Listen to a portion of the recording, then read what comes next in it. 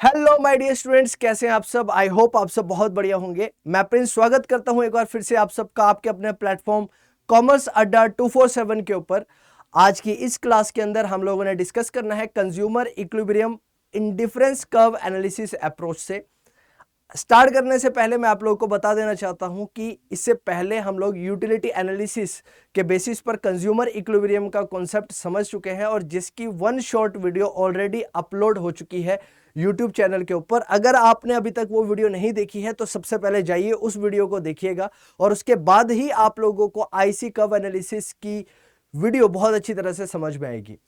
तो स्टार्ट करने से पहले आइए समझते हैं कुछ कि इस टॉपिक के अंदर हम लोगों ने क्या पढ़ना है।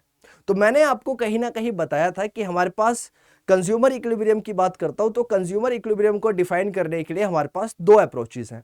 एक हमारे पास यूटिलिटी एनालिसिस है और नंबर 2 पर हमारे पास इंडिफरेंस कर्व एनालिसिस है। अगर मैं यूटिलिटी एनालिसिस की बात करता हूं तो उसका कॉन्सेप्ट दिया गया था एल्फ्रेड मार्शल के द्वारा, जिन्होंने वहां पर बोला था कि जो यूटिलिटी है उसको हम बेसिकली क्या कर सकते हैं, डिफाइन कर सकते हैं किसके अंदर, नंबर्स के अंदर, जिसको हम लोगों ने बोला कार्डिनल अप्रोच। तो हम ये कह सकते हैं कि मार्शल के द्वारा कार्डिनल अप्रोच दी गई यूटिलिटी एनालिसिस की। लेकिन हमने वहां पर सबसे पहले समझा कि यूटिलिटी एनालिसिस का मतलब होता क्या है। तो यूटिलिटी का मतलब मैंने आप लोगों को बताया कि यूटिलिटी का बेसिक सा मतलब होता है sir want satisfying power of A commodity. यानी कि अगर मैं किसी भी कमोडिटी को कंज्यूम करता हूं तो उससे मिलने वाली सेटिस्फेक्शन, वो कमोडिटी हमें कितना सेटिस्फाई करती है, उसके बारे में डिस्कस किया गया। जहां पर मैंने आप लोगों से डिस्कस किया अकॉर्डिंग टू मार्शल, उन्होंने बोला कि अगर मैं किसी भी कमोडिटी को कंज्यूम करता हूं, किसी भी कमोडिटी को अगर मैं कंज्यूम करता हूं तो उससे मिलने वाली जो सेटिस्फेक्शन है उस सेटिस्फेक्शन को हम लोग दिखा सकते हैं, बता सकते हैं किसके अंदर, नंबर्स के अंदर। फॉर एन एग्जांपल मैंने आपको वहां पर बताया था कि अगर सपोज करो मैं एक एप्पल को कंज्यूम कर रहा हूं तो एक एप्पल को कंज्यूम करने की वजह से जो मुझे सेटिस्फेक्शन मिल रही है तो मैं बोल सकता हूं कि उससे मिलने वाली सेटिस्फेक्शन 5 यूटिल्स की है। और यूटिल्स वहां पर उन्होंने क्या करा था, यूनिट बताई थी मेजरमेंट की यूटिलिटी को, राइट। लेकिन इसका विरोध किया गया किसके द्वारा, हिक्स के द्वारा, जहां पर हिक्स ने क्या बोला कि सर जब हम किसी भी कमोडिटी को कंज्यूम करते हैं तो उससे मिलने वाली सेटिस्फेक्शन को हम कभी भी नहीं बता सकते हैं नंबर्स के फॉर्म में या फिर यूटिल्स के फॉर्म में। क्यों नहीं बता सकते हैं? क्योंकि सर उन्होंने बोला कि जब भी हम किसी भी कमोडिटी को कंज्यूम करेंगे तो कंजम्पशन करने की वजह से जो हमें सेटिस्फेक्शन मिलेगा, किसी भी कमोडिटी को कंज्यूम करने से जो हमें सेटिस्फेक्शन मिलने वाला है उसको हम नंबर के फॉर्म में नहीं डिफाइन करेंगे सर, बल्कि हम क्या कर सकते हैं, कंपेयर कर सकते हैं सर। क्या कर सकते हैं? कंपेयर कर सकते हैं। और कंपैरिजन का मतलब क्या है सर, कि अगर मान लो बेटा मैं दो कमोडिटी या फिर दो प्रोडक्ट को कंज्यूम कर रहा हूं और वो प्रोडक्ट हमारे पास क्या क्या है, नंबर 1 मान लो बेटा मेरे पास जो प्रोडक्ट है वो एप्पल है। क्या है बच्चे? आपका एप्पल है। और दूसरा अगर मैं प्रोडक्ट अगर कंज्यूम करता हूं तो उस प्रोडक्ट का नाम है मान लो ऑरेंजेस। क्या है बच्चों? वो आपके ऑरेंजेस है। तो यहां पर इन्होंने ये बोला कि अगर मैं एप्पल्स को कंज्यूम करता हूं या फिर ऑरेंजेस को कंज्यूम करता हूं तो मैं इन दोनों में बेसिकली क्या कर सकता हूं, प्रेफरेंस बता सकता हूं कि भाई हर एक पर्सन के अकॉर्डिंग हो सकता है किसी को एप्पल ज्यादा पसंद हो, किसी को ऑरेंजेस ज्यादा पसंद हो। तो उसके बेसिस पर यह डिफाइन किया जा सकता है, क्या डिफाइन किया जा सकता है कि मुझे किस कमोडिटी को या फिर किस प्रोडक्ट को कंज्यूम करने से ज्यादा सेटिस्फेक्शन मिली। तो उन्होंने बेसिकली इसी कॉन्सेप्ट को यहां पर बताया और इसी कॉन्सेप्ट को हम लोगों ने बहुत ज्यादा डिटेल में पढ़ना है किसके अंदर, consumer equilibrium indifference curve analysis के अंदर, जिसको मेरे प्यारे बच्चों हम छोटी छोटी सी भाषा में या फिर छोटे छोटे वर्ड्स में बोले तो आईसी कर्व एनालिसिस भी बोल देते हैं। क्या बोल देते हैं? आईसी कर्व एनालिसिस भी यहां पर बोल देते हैं। तो आइए स्टार्ट करते हैं और समझते हैं कि आईसी कर्व एनालिसिस बेसिकली होता क्या है। तो यहां पर जो हमने दो इंपॉर्टेंट मेन पॉइंट समझने हैं वो दो इंपॉर्टेंट मेन पॉइंट यहां पर क्या है। सबसे पहला पॉइंट जो हम लोगों ने यहां पर समझना है, पहला पॉइंट रहेगा यहां पर इंडिफरेंस कर्व। दो चीजें यहां पर ज्यादा इंपॉर्टेंट है जो इंपॉर्टेंट रोल प्ले करेगी। सबसे पहली जो चीज है वो है बच्चे आपका आईसी कर्व, राइट। और दूसरा जो इंपॉर्टेंट टॉपिक इसके अंदर आएगा वो आपका आएगा बजट लाइन। क्या आएगा? Budget line. और आईसी कर्व और बजट लाइन के बेसिस पर हमने क्या करना है, इन दो पॉइंट्स को ध्यान में रखते हुए हमने कहीं ना कहीं कंज्यूमर इक्विलिब्रियम निकालना है कि कंज्यूमर इक्विलिब्रियम पर कैसे पहुंचता है या फिर कंज्यूमर इक्विलिब्रियम पर कैसे आएगा। लेकिन वो अप्रोच क्या रहेगी, यहां पर आईसी कर्व एनालिसिस और बजट लाइन की अप्रोच रहने वाली है। बताइए सर, क्लियर है इतना या नहीं है? जी सर। तो कहीं ना कहीं हमें ये दो टॉपिक पूरी की पूरी यूनिट के अंदर बहुत ज्यादा डिटेल में समझने हैं। जब हमें ये दो टॉपिक बहुत ज्यादा डिटेल में समझ में आ जाएंगे, मुझे समझ में आ गया कि आईसी कर्व क्या होता है सर, आईसी कर्व कैसे निकलता है, IC curve convex to the origin क्यों होता है, ये सारे रीजन हम लोगों ने समझने हैं आज की वीडियो के अंदर। और साथ ही साथ में फिर हम लोगों ने समझना है कि बजट लाइन का कॉन्सेप्ट क्या है, बजट लाइन क्या कहती है, और आईसी कर्व और बजट लाइन के बेसिस पर मैं कंज्यूमर का इक्विलिब्रियम कैसे निकालता हूं, राइट, कैसे मैं कंज्यूमर का इक्विलिब्रियम निकालूंगा, वो भी बात इसके अंदर की जाएगी बहुत ज्यादा डिटेल में।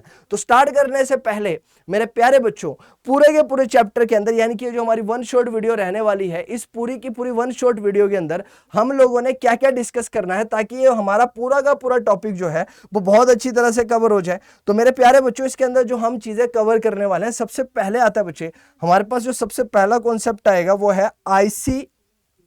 सबसे पहला जो कॉन्सेप्ट है वो बच्चे IC analysis as different from utility analysis. सबसे पहला पॉइंट हम लोगों ने क्या समझना है, we will be going to understand the difference.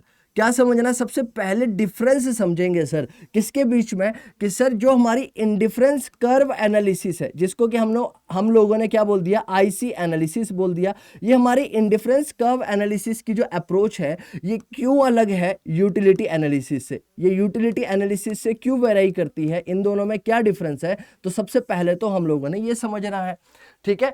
और जब ये हमें समझ में आ जाएगा तो हम किस अप्रोच को इस वीडियो के अंदर कवर कर रहे हैं सर, हम कवर कर रहे हैं आईसी कर्व एनालिसिस को। किसको कवर कर रहे हैं, आईसी कर्व एनालिसिस को कवर कर रहे हैं। तो जब आईसी कर्व एनालिसिस को कवर करेंगे तो उसी तरह से बेटा जब हमने यूटिलिटी एनालिसिस को कवर किया था तो हमने इसको पढ़ने से पहले कुछ एजम्पशंस मानी थी। जैसे कि एक एजम्पशन थी, हम ये मानते थे कि भैया जो हमारा कंज्यूमर है वो कहीं ना कहीं रैशनल कंज्यूमर है। कैसा कंज्यूमर है, रैशनल कंज्यूमर है। और रैशनल कंज्यूमर होने का मतलब क्या था, रैशनल कंज्यूमर होने का मतलब था कि सर वो अपने जो भी उसके मनी है, या फिर हम ये बोल सकते हैं जो भी उसकी इनकम है, उसको वो एक रैशनल तरीके से स्पेंड करना चाहता है, यानी कि वो अपने पैसे को इस तरह से खर्च करना चाहता है कि उसको वहां से मिलने वाली सेटिस्फेक्शन जो हो वो मैक्सिमम हो। वो बात वहां पर हम लोगों ने डिस्कस करी थी। अगर मैं आईसी एनालिसिस की बात करूंगा तो वो क्यों डिफरेंट है यूटिलिटी एनालिसिस से, सबसे पहली बात तो हमने ये करनी है। दूसरी बात मैं अगर मैं आप लोगों के साथ करता हूं तो वो क्या है, एजम्पशंस पढ़ेंगे एनालिसिस की। एजम्पशन पढ़ने वाले हैं किसकी, आईसी एनालिसिस की। कहां पर, कंज्यूमर इक्विलिब्रियम निकालते टाइम पर। क्योंकि मेन काम हमारा क्या है बच्चे, यहां पर हमने यहां पर कुछ भी नहीं करना है, इक्विलिब्रियम निकालना है। किसके पर्सपेक्टिव से, कंज्यूमर के पर्सपेक्टिव से इक्विलिब्रियम को हम लोगों ने बताना है कि इक्विलिब्रियम कैसे निकाला जा सकता है। और जब मैं इक्विलिब्रियम निकालने की बात करने वाला हूं तो उसके लिए मुझे क्या करना पड़ेगा, जब मैं आईसी कर्व एनालिसिस करूंगा तो जैसे हमने यूटिलिटी एनालिसिस पढ़ा था, यूटिलिटी एनालिसिस के अंदर कुछ एजम्पशन मानी थी, उसी तरह से कुछ एजम्पशंस हम लोगों को यहां पर भी माननी है। क्या करते टाइम पर, आईसी एनालिसिस करते टाइम पर। और वो हमारी एजम्पशन क्या रहने वाली है उसके बारे में डिस्कशन करेंगे। थर्ड बच्चे हमारे पास पॉइंट आएगा क्या, indifference set and indifference curve. यानी कि मेरे प्यारे बच्चों ध्यान से समझो, यहां पर दो वर्ड लिखे गए हैं बेटा, एक हमारा बोला गया इंडिफरेंस सेट, एक बोला गया इंडिफरेंस सेट, और दूसरा बोला गया बच्चे क्या है, इंडिफरेंस कर्व, राइट। तो इसको मैंने बोल दिया बच्चे आई सेट। अगर मैं इसको आपको शॉर्ट टर्म में बताऊं तो आप बोलेंगे ये क्या है, आई सेट, यानी कि इंडिफरेंस सेट। और दूसरा मैं क्या बोलूंगा बच्चे आपसे, इंडिफरेंस कर्व। अब मेरे प्यारे बच्चों थोड़ा सा ध्यान से समझ लेना, अगर मैं आईसी सेट और आईसी कर्व की बात करूंगा तो यहां पर डिफरेंस किस चीज का है, डिफरेंस सर दो वर्ड का है। यहां पर किस चीज का, दो वर्ड का है। एक जगह पर सर सेट है और दूसरी जगह पर हमारा कर्व है। क्या है बच्चे, हमारा कर्व है। जब भी मैं सेट की बात करूंगा, किसकी बात करूंगा बच्चे, सेट की बात करूंगा, तो जब मैं दी गई इंफॉर्मेशन को, यानी कि जो भी मेरे पास इंफॉर्मेशन रहेगी उस इंफॉर्मेशन को जब मैं टेबुलर फॉर्म के अंदर दिखाऊंगा, किसके अंदर दिखाने वाला हूं, टेबल के फॉर्म में जब मैं उस एनालिसिस को बताने वाला हूं तो वो मेरा बनेगा वहां पर क्या है, इंडिफरेंस सेट। क्या बनने वाला है, इंडिफरेंस सेट। और कर्व क्या होगा बेटा, कर्व ये देखो ग्राफ, कर्व किसको रिप्रेजेंट करेगा बच्चे, ये देखो ये ग्राफ है, ये ग्राफ को रिप्रेजेंट करेगा। तो यानी कि आईसी कर्व की जब भी मैं बात करूंगा, यानी कि इंडिफरेंस कर्व की जब भी मैं बात करने वाला हूं तो वहां पर मैं बात करने वाला हूं किसकी बच्चों, वहां पर मैं बात करूंगा ग्राफ की। किसकी बात करूंगा, वहां पर मैं ग्राफ की बात करूंगा। ध्यान से समझ लो, सीधा सीधा सा कॉन्सेप्ट है कि जब भी इंडिफरेंस सेट की बात होगी तो इंडिफरेंस सेट के अंदर मैं टेबुलर फॉर्म ऑफ डाटा की बात करूंगा। डाटा को टेबल के फॉर्म में जब रिप्रेजेंट किया जाएगा तो उसको बोला जाएगा इंडिफरेंस सेट। और जब मैं बात करूंगा किसकी, इंडिफरेंस कर्व की, तो वहां पर मैं बात कर रहा हूं कहीं ना कहीं graphical representation of the curve. किसकी बात करूंगा, graphical representation of the curve की बात करूंगा। उसके बाद बेटा हम समझेंगे इंडिफरेंस सेट और इंडिफरेंस कर्व। जब मुझे समझ में आ जाएगा तो उसके बाद मुझे समझना है फीचर्स और properties of the indifference curve. ये जो आपका इंडिफरेंस कर्व होता है इसकी कुछ प्रॉपर्टीज है, there are some properties, right. Properties बोल लो या फिर फीचर्स बोलो, फीचर्स का मतलब भी विशेषता हो गई और प्रॉपर्टीज का मतलब भी विशेषताएं हो गई। तो जब मैं इंडिफरेंस कर्व की प्रॉपर्टीज की बात करूंगा या फिर फीचर्स की बात करूंगा तो क्या फीचर्स होते हैं आईसी कर्व के, राइट। जैसे कि आईसी कर्व जो है वो कभी भी आपके एक्सिस को टच नहीं करता है। एक्सिस आपके पास जनरली दो एक्सिस होते हैं बच्चे, है ना। कितने एक्सिस होते हैं, दो एक्सिस होते हैं। अब आ जाओ देख लेते हैं एक बार कैसे कैसे दो एक्सिस होते हैं सर। देखो बच्चा, एक हमारे पास होता है एक्स एक्सिस, इसको क्या बोलते हैं हम लोग, एक्स एक्सिस, राइट। इसको हम बोल देते हैं क्या बच्चे, एक्स एक्सिस। और उसी तरह से बच्चे एक लाइन जो इस तरह से आती है उसको बोल देते हैं हम क्या बच्चे, वाई एक्सिस, वाई एक्सिस। तो हम आगे जाकर पढ़ेंगे, मैं आपको बताऊंगा। सबसे पहले मैं आप लोग के साथ डिस्कस करूंगा, क्या डिस्कस करूंगा कि जो ये हमारा आईसी कर्व है ये कॉन्वेक्स होता है। कैसा होता है बच्चे, कॉन्वेक्स होता है टू ओरिजिन। क्या होता है, कॉन्वेक्स होता है ओरिजिन से। अब मेरे बच्चों ध्यान से समझ लो, कॉन्वेक्स का मतलब क्या है कि इसकी जो कुछ शेप है वो कुछ इस तरह से होगी, इस तरह से शेप होगी, राइट। आपने अगर राइट कभी भी आईसी कर्व को देखा होगा वो आपको हमेशा इस तरह से देखने को मिलेगा और इसको क्या बोला जाएगा, कॉन्वेक्स। क्या बोला जाता है, कॉन्वेक्स। तो एक जैसे प्रॉपर्टी होती है कि आपका आईसी कर्व कभी भी आपके एक्सिस को टच नहीं करता है, ना आपके वो वाई एक्सिस को टच करेगा, ना वो आपके एक्स एक्सिस को टच करता है, ना वो आपके वाई एक्सिस को टच करता है, ना वो आपके एक्स एक्सिस को टच करता है। कहने का मतलब बच्चे, ये जो लाइन आप देख रहे हैं ना बच्चे, ये लाइन कभी भी इस तरह से नहीं हो सकती है। ये लाइन कभी भी इस तरह से नहीं हो सकती है। आपकी जो आईसी कर्व की लाइन है वो हमेशा इस तरह से आएगी और हमेशा यहां पर क्या रहेगा, यहां पर हमेशा एक्स एक्सिस और वाई एक्सिस के बीच में क्या रहेगा, डिफरेंस रहेगा। दोनों के बीच में दूरियां रहेंगी, ये इस तरह से यहां पर डिफरेंशिएटेड रहेंगे, एक दूसरे से अलग रहेंगे। ये कभी भी आपके एक्सिस को, एक्स एक्सिस को और वाई एक्सिस को टच नहीं करेगा। ये इसकी प्रॉपर्टी है, ये इसकी खूबी है। क्यों प्रॉपर्टी है, समझेंगे इस चीज को भी, क्यों इसको इसकी खूबी बताया जाता है, प्रॉपर्टी बताया जाता है, इसके बारे में भी हम लोगों ने डिस्कस करना है बहुत ज्यादा डिटेल में सर। ओके, इतना समझ में आ गया, बोलो बोलो जी सर हमको समझ में आ गया। अब एक इंपॉर्टेंट बात स्टार्ट करने से पहले और आगे जाने से पहले, अगर आप लोग चैनल पे पहली बार आए हैं तो चैनल को सब्सक्राइब कर दीजिएगा ताकि आप इसी तरह की इकोनॉमिक्स से रिलेटेड जितनी भी इंपॉर्टेंट वीडियोस हैं, आई मेक यू श्योर कि आप इकोनॉमिक्स से अगर फेयर कर रहे हैं, अगर आप 11th-12th के स्टूडेंट हैं और इकोनॉमिक्स में अगर आपको लगता है डर और आप चाहते हैं इकोनॉमिक्स के अंदर 100 आउट ऑफ 100 मार्क्स स्कोर करना, तो this is the best platform जो आपको पूरी तरह से मदद करने वाला है इस चीज को अचीव करने के अंदर। फीचर समझ लिया हमने, प्रॉपर्टी समझ ली हमने किसकी, इंडिफरेंस कर्व की। उसके बाद हमारे पास क्या आता है बच्चे, कंज्यूमर बजट। क्या आता है, कंज्यूमर्स बजट। अब बजट वर्ड जहां पर भी आता है तो बजट वर्ड कहीं ना कहीं रिलेट करता है आपकी इनकम से। किससे रिलेट करता है, इनकम से। क्यों बच्चों, अब ध्यान से समझ लो। अगर मैं बजट की बात करूं बच्चों आप लोगों से, तो बजट का मतलब क्या है बच्चे, बजट का मतलब हुआ बच्चे आपके इनकम्स एंड एक्सपेंडिचर, राइट। आपकी जितनी भी इनकम है और आपके जो भी एक्सपेंडिचर्स है उसकी बात जनरली किसके अंदर की जाती है, आपके बजट के अंदर की जाती है। तो बजट के अंदर बात होगी आपके इनकम और एक्सपेंडिचर्स की। किसकी बात होगी, इनकम्स और एक्सपेंडिचर की बात होगी। तो कंज्यूमर के बजट के बारे में जानेंगे और उस बजट के बेसिस पर हम क्या करेंगे, बजट सेट बनाएंगे और फिर हम बजट लाइन बनाएंगे। अब मेरे बच्चों ध्यान से समझ लो, जिस तरह से हमने आईसी कर्व समझा था वहां पर हमने बात करी थी, किसकी बात करी थी, इंडिफरेंस सेट की बात करी थी और हमने बात करी थी किसकी बच्चे, इंडिफरेंस कर्व की बात करी थी। सेम सेंस में हम लोग क्या करने वाले हैं, सेम सेंस पर हमने यहां पर भी बात करनी है किसकी, बजट सेट की। किसकी बात करेंगे हम यहां पर हम बात करेंगे बजट सेट की। और मेरे प्यारे बच्चों एक बात करने वाले हम क्या, बजट लाइन की। किसकी बात करेंगे, बजट सेट और बजट लाइन की। अगेन मेरे प्यारे बच्चों, अगर मैं जब बजट सेट की बात कर रहा हूं इसका मतलब क्या, बोलो बोलो, हम मतलब कि हम इनकम और एक्सपेंडिचर को कैसे दिखाने वाले हैं, टेबुलर फॉर्म में दिखाने वाले हैं, टेबल के फॉर्म में क्या करने वाले हैं, रिप्रेजेंट करने वाले हैं। जी हां, सेट का मतलब जहां पर भी यूज होगा इकोनॉमिक्स के संदर्भ में, जहां पर भी वर्ड सेट यूज हो, यानी कि वहां पर क्या कर रहे हैं, हम टेबुलर प्रेजेंटेशन कर रहे हैं, और टेबुलर प्रेजेंटेशन करेंगे और उसके बेसिस पर हम क्या करेंगे, बजट सेट बनाएंगे।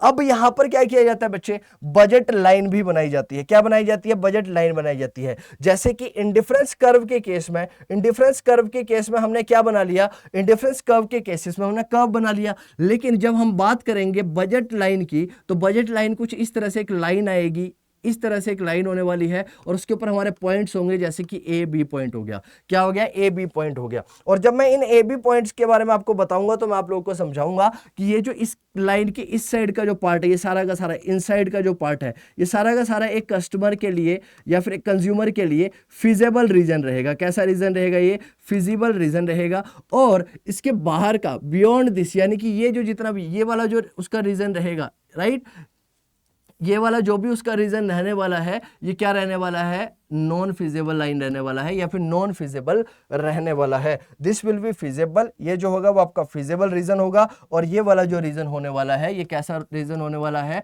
नॉन फिजिबल रीजन होने वाला है। कैसा होने वाला है, नॉन फिजिबल रीजन होने वाला है। और ये वाला जो रीजन होगा वो कैसा होगा, फिजिबल रीजन होगा। कैसा होगा, फिजिबल रीजन होगा। इसके बारे में भी हम लोगों ने डिस्कशन करनी है। जी सर, बहुत ज्यादा डिटेल में समझेंगे।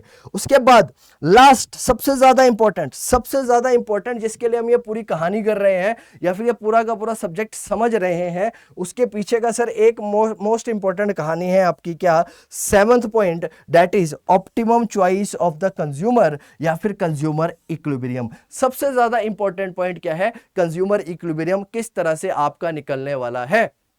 कहानी वहां जाकर रुकेगी। और जब हम इस कहानी की बात करेंगे तो मेरे प्यारे बच्चों ध्यान से समझ लो, इस पूरी कहानी के अंदर आपका क्या आने वाला है, इस पूरी की पूरी कहानी के अंदर आपका इंडिफरेंस कर्व भी आएगा, और आप लोगों का क्या आने वाला है, इंडिफरेंस कर्व के साथ साथ आप लोगों की बजट लाइन भी आएगी। क्या आएगी आपका, इस तरह से आपका क्या आएगा बच्चे, सबसे पहले बजट लाइन आएगी, और इसी बजट लाइन के साथ साथ आपका क्या आने वाला है, इंडिफरेंस कर्व आने वाला है। और वह इंडिफरेंस कर्व होगा कुछ इस तरह से, आपका यहां पर क्या दिखेगा, और इंडिफरेंस कर्व भी दिखेगा इस तरह से। और ये जो पॉइंट होगा बच्चे, ये जो कहीं ना कहीं पॉइंट लाइक करेगा, यही आपका क्या बनेगा, कंज्यूमर इक्विलिब्रियम बनेगा। क्या बनेगा, कंज्यूमर इक्विलिब्रियम बनेगा। इसके बारे में भी हम लोगों ने क्या करना है, बहुत ज्यादा डिटेल में डिस्कशन करनी है इसी वीडियो के अंदर। तो आइए स्टार्ट करते हैं और 1 बाय 1 करके सारे के सारे टॉपिक्स को समझने की कोशिश करते हैं। लेकिन अगेन स्टार्ट करने से पहले मैं आप लोगों को बता देना चाहता हूं कि अगर इससे पहले की वीडियो आप लोगों ने नहीं देखी है, जो वन शॉट के फॉर्म में मैं ऑलरेडी लेके आ रखा हूं, जहां पर मैंने आपको यूटिलिटी एनालिसिस का कॉन्सेप्ट बहुत ज्यादा डिटेल में समझाया है, तो जल्दी से चैनल में जाइएगा, वहां पर प्लेलिस्ट होगी, प्लेलिस्ट के अंदर क्लास 11th की प्लेलिस्ट को देखिएगा, और उस 11th की प्लेलिस्ट के अंदर आप लोग जाकर consumer equilibrium utility analysis approach से समझिएगा, तब ज्यादा बेहतर तरीके से आप इस कॉन्सेप्ट को समझ पाएंगे और इन चीजों को बहुत बेहतर तरीके से कवर अप कर सकते हैं, और तभी आपको क्या आएगा, इंटरेस्ट आएगा समझने में आगे कॉन्सेप्ट को। अब मेरे प्यारे बच्चों जल्दी से आइए और समझते हैं, 1 बाय 1 समझने की कोशिश करते हैं ये पूरी की पूरी कहानी, कि ये पूरी की पूरी कहानी क्या है सर। तो आइए, सबसे पहले क्या कहता है, difference between IC analysis and utility analysis. IC analysis और यूटिलिटी एनालिसिस के अंदर बेसिक डिफरेंस क्या है, बोलो बोलो। तो सर आईसी एनालिसिस और यूटिलिटी और आईसी, ये दोनों अप्रोच है। क्या है ये, अप्रोच है किस चीज की, कंज्यूमर इक्विलिब्रियम निकालने की। क्या अप्रोच है, कंज्यूमर इक्विलिब्रियम निकालने की। कंज्यूमर किस तरह से इक्विलिब्रियम पे पहुंचेगा, दोनों अप्रोच के थ्रू। इसके लिए बच्चे अलग अलग कॉन्सेप्ट दिए गए सबके द्वारा। मार्शल के द्वारा अलग कॉन्सेप्ट दिया गया और हिक्स के द्वारा अलग कॉन्सेप्ट दिया गया। मार्शल के द्वारा बोला गया कि सर हम जब भी कंज्यूमर की सेटिस्फेक्शन की बात करेंगे तो कंज्यूमर की सेटिस्फेक्शन को हम किस में डिफाइन कर सकते हैं, यूटिल्स में डिफाइन कर सकते हैं। हम बता सकते हैं कि कंज्यूमर अगर किसी भी तरह की गुड्स को परचेज करता है तो उसके कंजम्पशन से उसको कितनी सेटिस्फेक्शन मिलेगी, उसको हम बता सकते हैं नंबर्स के अंदर।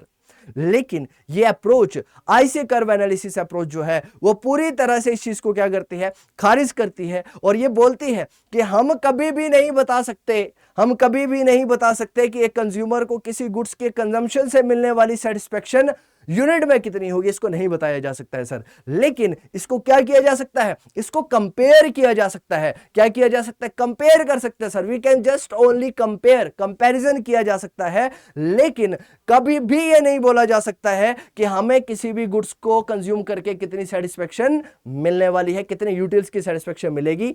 यानी मेरे प्यारे बच्चों, अगर मैं सिंपल सी सेंस में आप लोगों को समझाऊं तो इसका नेट सार क्या बना, एक सिंपल सी लॉजिक, सिंपल सी अप्रोच यहां पर आप लोग समझिएगा क्या बनती है कि भाई यूटिलिटी एनालिसिस की अप्रोच आपकी कहीं ना कहीं बात करती है या फिर रिवॉल्व करती है कार्डिनल अप्रोच के ऊपर। किसके ऊपर काम करती है बच्चे आपकी, ये कार्डिनल अप्रोच के ऊपर काम करती है। किसके ऊपर काम करती है सर, कार्डिनल अप्रोच के ऊपर काम करती है। वहीं पर आपकी इंडिफरेंस कर्व अप्रोच जो है वो किसके ऊपर बात करने वाली है, ये बात करेगी ऑर्डिनल अप्रोच के ऊपर। किसके ऊपर बात करेगी बच्चे, ऑर्डिनल, ये बात करती है ऑर्डिनल अप्रोच के ऊपर।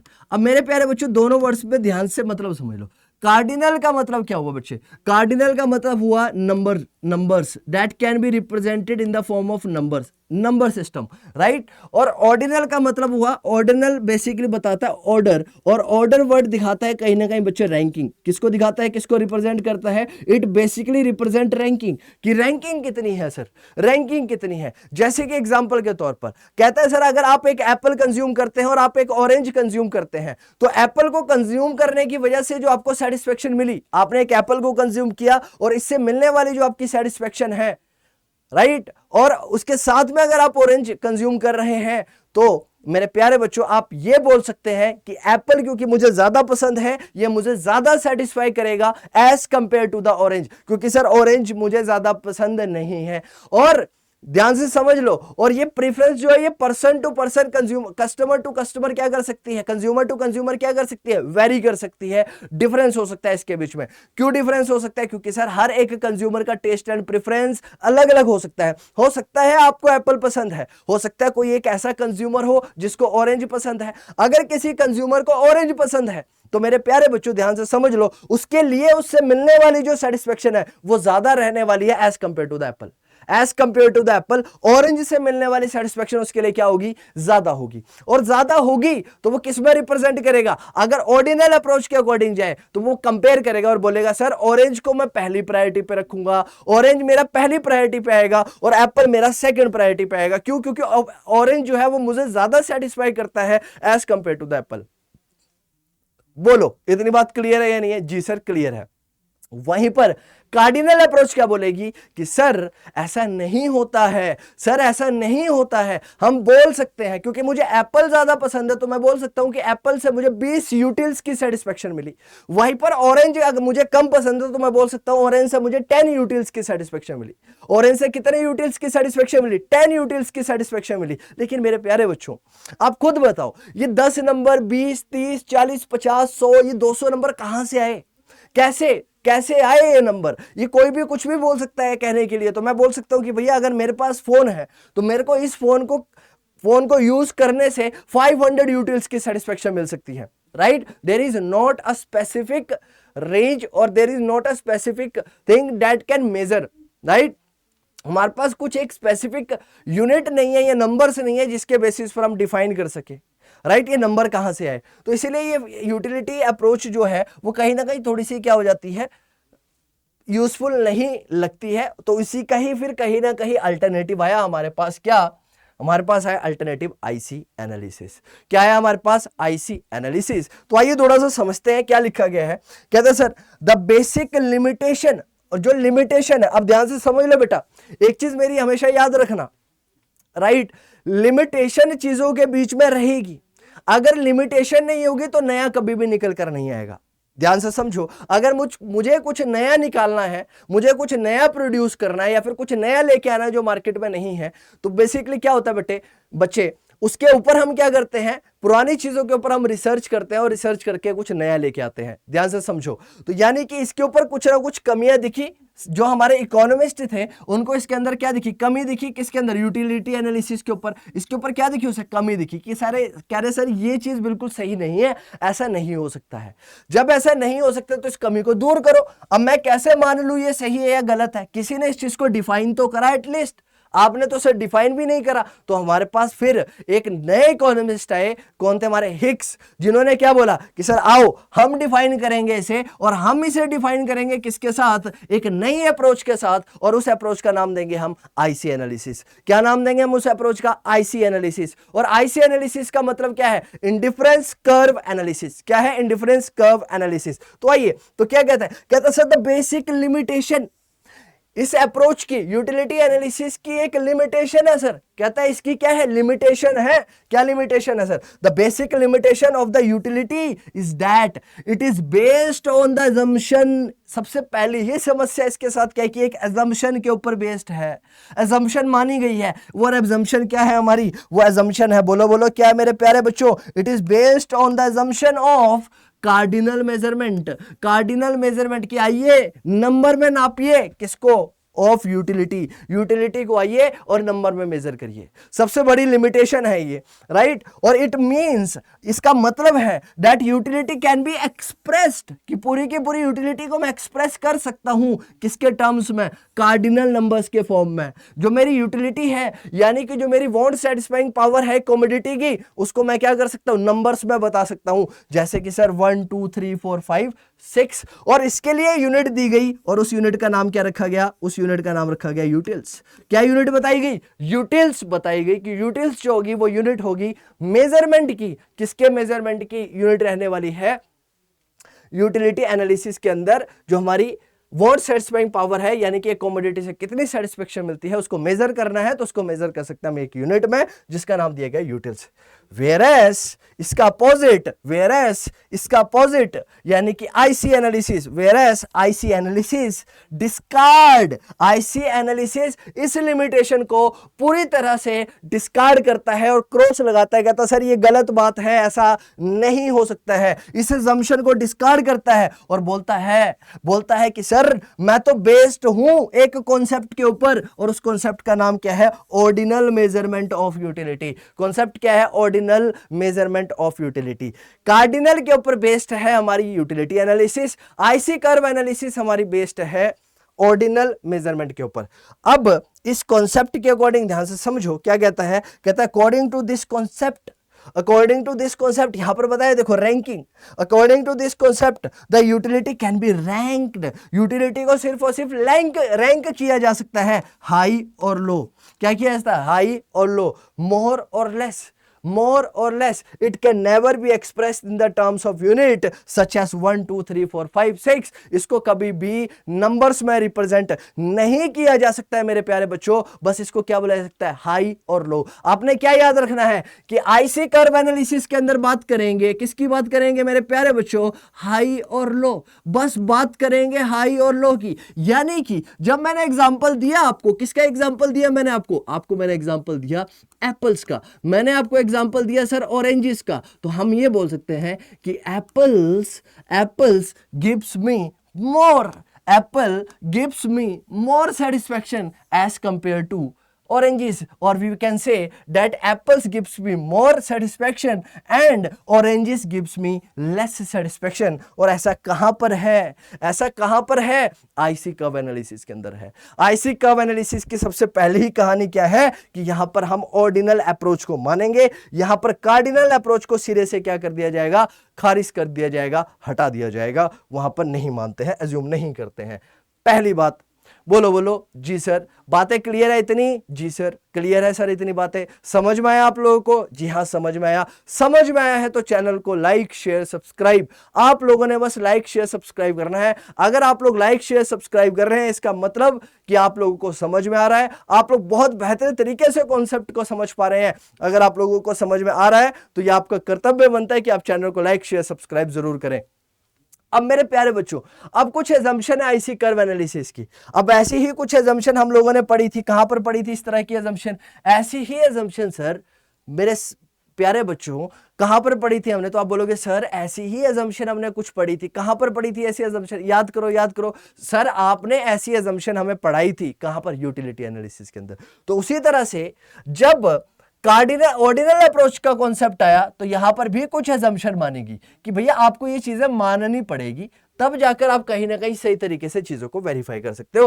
तो अब आइए कुछ एजम्पशंस हैं किसकी, आईसी कर्व एनालिसिस की, आईसी एनालिसिस की। और वो सबसे पहली एजम्पशन क्या है, number 1 that money income of the consumer is given and does not change. सबसे पहली और सबसे इंपॉर्टेंट एजम्पशन इसके अंदर यही है, क्या कि हमें यहां पर कहता है पहले से ही पता होगा कि एक कस्टमर या फिर एक कंज्यूमर, यानी कि जो हमारा कंज्यूमर है वो कंज्यूमर कितना मनी कमा रहा है, यानी कि एक कंज्यूमर की इनकम कितनी है, एक कंज्यूमर की इनकम कितनी है मेरे प्यारे बच्चों, ये पहले से ही हमें क्या होगी, पता होगी, ये पहले से ही हमें क्या होगी, डिफाइंड होगी, इसके अंदर क्या होगी, पहले से ही डिफाइंड होने वाली है। और दूसरी चीज इसके अंदर क्या होने वाली है, ये इनकम कांस्टेंट रहेगी, क्या रहेगी, कांस्टेंट रहेगी, यानी कि ना तो ये इनकम बढ़ने वाली है ना तो ये इनकम कम होने वाली है, ये इनकम क्या रहेगी, कांस्टेंट रहेगी। पहली अजम्पशन, पहली अजम्पशन क्या है, बोलो मेरे साथ बोलो, पहली अजम्पशन क्या है कि सर हमें एक कंज्यूमर की मनी इनकम कितनी है उसके बारे में पहले से ही पता होगा, और दूसरी चीज उसकी वो राइट इनकम है वो बढ़ेगी भी नहीं और कम भी नहीं होगी। सेकंड पॉइंट यहां पर समझिएगा, क्या कहता है, the consumer spend his income on goods which can be substitute for each other. मेरे प्यारे बच्चों ध्यान से समझ लो, एक बहुत इंपॉर्टेंट बात आप लोगों के लिए यहां पर बोली गई है और एक बहुत इंपॉर्टेंट बात आप लोगों को यहां पर बताई है, और वो समझना, वो क्या कहता है, कहता सर जो कंज्यूमर है, एक तो पहली बात क्या बोली हमने कि कंज्यूमर की इनकम, कंज्यूमर के द्वारा जो इनकम कमाई गई वो कैसी है बच्चे, कांस्टेंट रहेगी, ना तो वो इनकम बढ़ेगी ना वो इनकम कम होने वाली है। पहली बात, पहली अजम्पशन किसकी, आईसी कर्व की। दूसरी अजम्पशन मेरे प्यारे बच्चों कि कंज्यूमर जब भी अपना पैसा स्पेंड करेगा, कंज्यूमर जब भी अपना पैसा स्पेंड करेगा तो हम ये मानेंगे कि उसका क्या होगा, उस गुड्स का क्या होगा, सब्स्टिट्यूट होगा। अब अगर बच्चे मैं बात करूं आपसे तो आपकी दो टाइप की गुड्स हो सकती हैं, एक आपके पास आती है बच्चे कॉम्प्लीमेंट्री गुड्स, और एक हमारे पास क्या आती है बच्चे, आपकी सब्स्टिट्यूट गुड्स। कैसी गुड्स आती है, सब्स्टिट्यूट गुड्स आती है, ध्यान से समझ लो। और कॉम्प्लीमेंट्री गुड्स और सब्स्टिट्यूट गुड्स का कहीं ना कहीं हम बहुत ज़्यादा डिटेल में बात करते हैं। कहाँ पर बात करते हैं, जब हम डिमांड का टॉपिक पढ़ते हैं, जब हम मांग का सिद्धांत, जब थ्योरी ऑफ डिमांड पढ़ते हैं, मांग का सिद्धांत पढ़ेंगे, वहां पर हम बहुत ज़्यादा डिटेल में डिस्कस करते हैं। क्या डिस्कस करते हैं सर, कॉम्प्लीमेंट्री और सब्स्टिट्यूट के लिए। अभी भी आप लोगों को मैं बताऊंगा कि इनमें डिफरेंस क्या है, लेकिन उतना ही बताऊंगा जितना जरूरी है, जितना इस कॉन्सेप्ट को समझने के लिए जरूरी है, सिर्फ और सिर्फ उतना ही नॉलेज दूंगा। तो मेरे प्यारे बच्चों क्या कहता है, जो कंज्यूमर इनकम स्पेंड कर रहा है, यानी कि कंज्यूमर के पास एक स्पेसिफिक फिक्स्ड इनकम है, मेरे पास मान लो 100 रुपए है, तो वो 100 रुपए ही रहने वाले हैं बेटा, वो 100 रुपए ही रहेंगे, ना तो वो 100 रुपए बढ़ेंगे ना वो 100 रुपए कम होंगे, वो हमेशा कांस्टेंट रहने वाले हैं। अब मैं इस 100 रुपए को कभी भी खर्च करूंगा, ध्यान से समझो, अगर मैं इस 100 रुपए को खर्च करूंगा तो हमेशा उन गुड्स के ऊपर, अब ये 100 रुपए खर्च हुए बेटा, किसके ऊपर खर्च होंगे, सिर्फ और सिर्फ उन्हीं गुड्स के ऊपर खर्च होने वाले हैं जो सब्स्टिट्यूट है, सब्स्टिट्यूट है। और सब्स्टिट्यूट का मतलब क्या है बेटा, ध्यान से समझ लो। कॉम्प्लीमेंट्री गुड्स का मतलब क्या, अभी के लिए इतना समझो, कॉम्प्लीमेंट्री गुड्स का मतलब है ऐसी गुड्स जो एक दूसरे के साथ चलती हैं, राइट, जो क्या करती है, ऐसे समझ लो, ऐसी गुड्स जो ट्रेवल करती है along, right, along with one another, along with one another. अभी के लिए इतना समझो, वन अनदर। अभी आगे आगे चल के ना, अभी आप बोलोगे सर ये तो डेफिनेशन नहीं है, अच्छी बात है सर, डेफिनेशन बता भी नहीं रहा अभी मैं, क्योंकि डेफिनेशन जब डिमांड पढ़ाऊंगा तो वहां पर क्या करेंगे, वहां पर भी तो डेफिनेशन समझनी है। जी सर, वहां पर डेफिनेशन डिटेल में समझेंगे सर, ठीक है ना, कोई दिक्कत नहीं है। लेकिन सब्स्टिट्यूट का मतलब क्या है, सब्स्टिट्यूट का मतलब क्या सर, इसका अपोजिट, ऐसी गुड्स जो एक दूसरे के साथ ट्रेवल नहीं करेगी। एग्जाम्पल के तौर पर आ जाओ, थोड़ा सा एक एग्जाम्पल देता हूं। जैसे कि अगर मैं बेटा एक पेन की बात करता हूं, किसकी बात करता हूं, पेन की बात करता हूं। अगर पेन के अंदर क्या डलती है बच्चे, आपकी रिफिल डलती है। अगर मान लो बेटा पेन है और दूसरी साइड रिफिल है, अब आपको मैं बिना रिफिल के पेन दे दूं, आपका पेन किसी काम का ही नहीं है। गाड़ी है आपके पास, गाड़ी के अंदर पेट्रोल नहीं है, गाड़ी है लेकिन पेट्रोल नहीं है, गाड़ी है लेकिन पेट्रोल नहीं है, तो गाड़ी किस काम की, बिना पेट्रोल के तो गाड़ी चल नहीं सकती। लेकिन आप बोलोगे सर हम तो इलेक्ट्रिक वाले हैं, हम तो इलेक्ट्रिक व्हीकल वाले, अब सोच लो इलेक्ट्रिसिटी नहीं है, राइट। इसका भी सॉल्यूशन है, क्योंकि इकोनॉमिक्स में हमारे पास सारी चीजों का सॉल्यूशन है बेटा। अब मान लो बेटा आपने बोला सर हम तो पेट्रोल वाले नहीं है, तो हमने बोला कि सर हम तो इलेक्ट्रिक वाले हैं, तो मैंने बोला बेटा मान लो इलेक्ट्रिसिटी नहीं है, तो गाड़ी का क्या करोगे जब इलेक्ट्रिसिटी नहीं होगी, तो ये दोनों चीजें एक दूसरे के साथ चलेगी। पेट्रोल है तो गाड़ी है, गाड़ी है तो पेट्रोल है, पेट्रोल का यूज गाड़ी में और गाड़ी नहीं है तो पेट्रोल का भी यूज नहीं, दोनों एक दूसरे के साथ चलेगी। तो ये कैसी है, कॉम्प्लीमेंट्री गुड्स है। कैसी गुड्स है, कॉम्प्लीमेंट्री गुड्स है। वहीं पर सब्स्टिट्यूट का मतलब क्या है, सब्स्टिट्यूट का मतलब क्या है, सब्स्टिट्यूट का मतलब बेटा ये ना भी हो तो इसके बिना काम चल जाएगा सर, अगर ये ना भी हो तो इसके बिना काम चल जाएगा, हम काम चला देंगे सर, कोई दिक्कत नहीं है। जैसे कि सर जनरली एग्जांपल आप लोग पढ़ते हैं और आपको एग्जांपल आपके टीचरों के द्वारा, अगर आप पढ़ते होंगे तो उनके द्वारा भी दिया जाता है, बोला जाता होगा टी एंड कॉफी, आपसे बोला जाता होगा टी एंड कॉफी, तो आप बोलते होंगे सर टी एंड कॉफी क्या है एक दूसरे की, कहते हैं सर सब्स्टिट्यूट है। सब्स्टिट्यूट क्यों है कि अगर एक पर्सन टी कंज्यूम करता है या फिर टी लेना पसंद करता है और टी अवेलेबल नहीं है, तो वो कहता है चलो कोई बात नहीं यार, हम क्या करते हैं, हम कंज्यूम कर लेते हैं, किसको, कॉफी ले लेते हैं सर, क्या दिक्कत है, कोई दिक्कत नहीं है सर। सेम सेंस में बेटा यहां पर एक एग्जांपल और मान लो, जैसे हमारे पास मान लो बेटा एप्पल है और हमारे पास क्या है बच्चे, ऑरेंज है। एप्पल और ऑरेंज क्यों बेटा, क्योंकि आपके मास्टर ने आगे चल के यही एग्जाम्पल ले रखा है आपको ये कॉन्सेप्ट समझाने के लिए, इसीलिए बता रहा हूं बेटा पहले ही। क्यों बता रहा हूं, क्योंकि सर एप्पल और ऑरेंज क्या है यहां पर इसलिए दे दिया, सब्स्टिट्यूट है। क्यों, अगर एप्पल के प्राइसेस बढ़ गए, मार्केट में एप्पल नहीं मिल रहा है, तो माता जी क्या बोलती है, मम्मी क्या बोलती है, कहते मम्मी गई बाजार में एप्पल लाने के लिए, मम्मी गए बाजार में एप्पल लाने के लिए, एप्पल का प्राइस हो गया 200 रुपए, वहीं पर साथ में ऑरेंज मिल रहे थे 20 रुपए किलो, ऑरेंज मिल रहे थे 20 रुपए किलो, तो मम्मी जी ने क्या बोला कि बेटा आज ऐसा कर लेते हैं, एप्पल छोड़ो, आज नहीं खाएंगे, कल खा लेंगे एप्पल, आज हम क्या कर लेते हैं, ऑरेंज से काम चला लेते हैं, ऑरेंज यूज कर लेते हैं। तो वो क्या है, एक दूसरे के सब्स्टिट्यूट है, यानी कि एक के जगह पर हम दूसरे को कंज्यूम कर सकते हैं, एक के प्लेस पर हम दूसरे को कंज्यूम कर सकते हैं, that is basically substitute good. Second point यहां पर हमें ध्यान इसलिए रखना बेटा, चिल्ला चिल्ला के इसलिए बता रहा हूं, ये टॉपिक हमने पढ़ना है, थ्योरी ऑफ डिमांड, अगला चैप्टर आपका डिमांड ही है, वहां पर बहुत ज्यादा डिटेल में समझेंगे, लेकिन अभी के लिए इतना समझ लो मेरे प्यारे बच्चों, क्या समझ लो कि जब हम बात करेंगे इंडिफरेंस कर्व एनालिसिस की और उसके अजम्पशन की, तो हमें यह मानना है जो कंज्यूमर है वो अपनी सारी की सारी इनकम, एक तो उसकी इनकम कांस्टेंट रहेगी और वो सारा का सारा पैसा खर्च करने वाला है, स्पेंड करने वाला है किसके ऊपर, बोलो सब्स्टिट्यूट गुड्स के ऊपर। यहां पर ध्यान से समझ लो, उसके लिए सब्स्टिट्यूट होंगे, यानी कि सब्स्टिट्यूट गुड्स के ऊपर वो पैसा खर्च करेगा। एग्जांपल आपका एप्पल एंड ऑरेंजेस, एग्जांपल क्या है आपका, apples and oranges are basically example.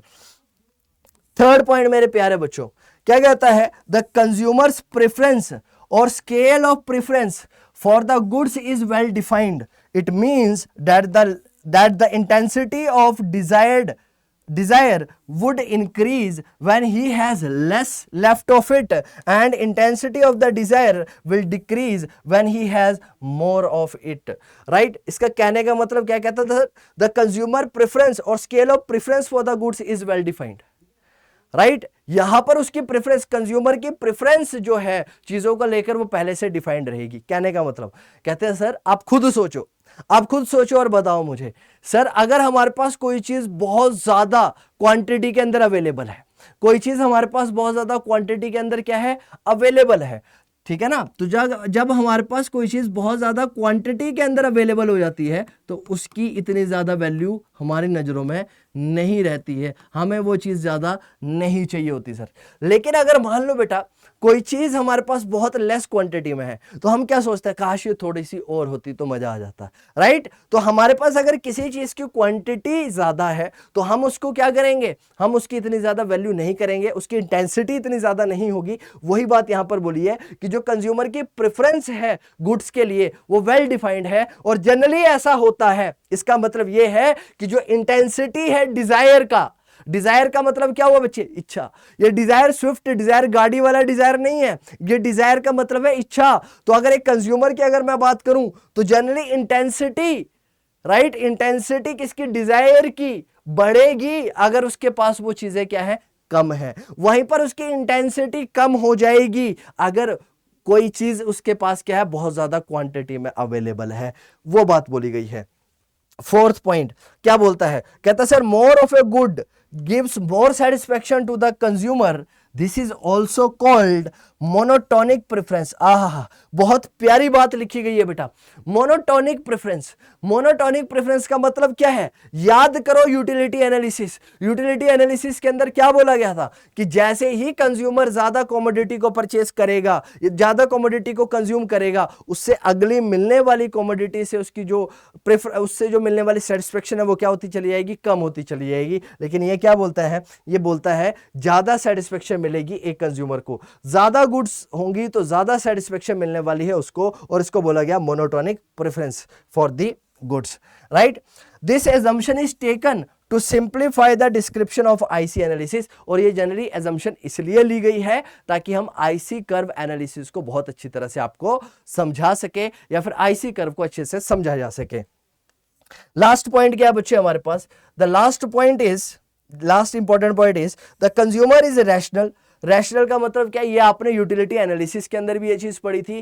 Consumer का रैशनल होने का मतलब क्या है, the meaning of being a consumer rational is that he know that where he want to spend his money. उसको पता है उसको अपना पैसा कहां पर लगाना है। क्यों? क्योंकि सर वो अपना पैसा इस तरह से खर्च करेगा कि उसको सेटिस्फेक्शन मैक्सिमाइज हो। वो क्या चाहता है, वो अपनी जिंदगी से चाहता है कि भाई वो जितना भी पैसा खर्च करे उस पैसे से उसको बेहतरीन तरीके से सेटिस्फेक्शन मिल जाए, वो बात यहां पर बोली गई है। तो he always want to maximise his satisfaction, वो अपनी सेटिस्फेक्शन को हमेशा क्या करना चाहेगा, बोलो बोलो, मैक्सिमाइज करना चाहेगा। तो कंज्यूमर विल बी रैशनल, ये माना गया है, ये अज्यूम किया गया है इसके अंदर। अब मेरे प्यारे बच्चों ध्यान से समझ लो, एक बात समझना जरूरी है आप लोगों के लिए, ये अजम्पशंस बहुत ज्यादा इंपॉर्टेंट है।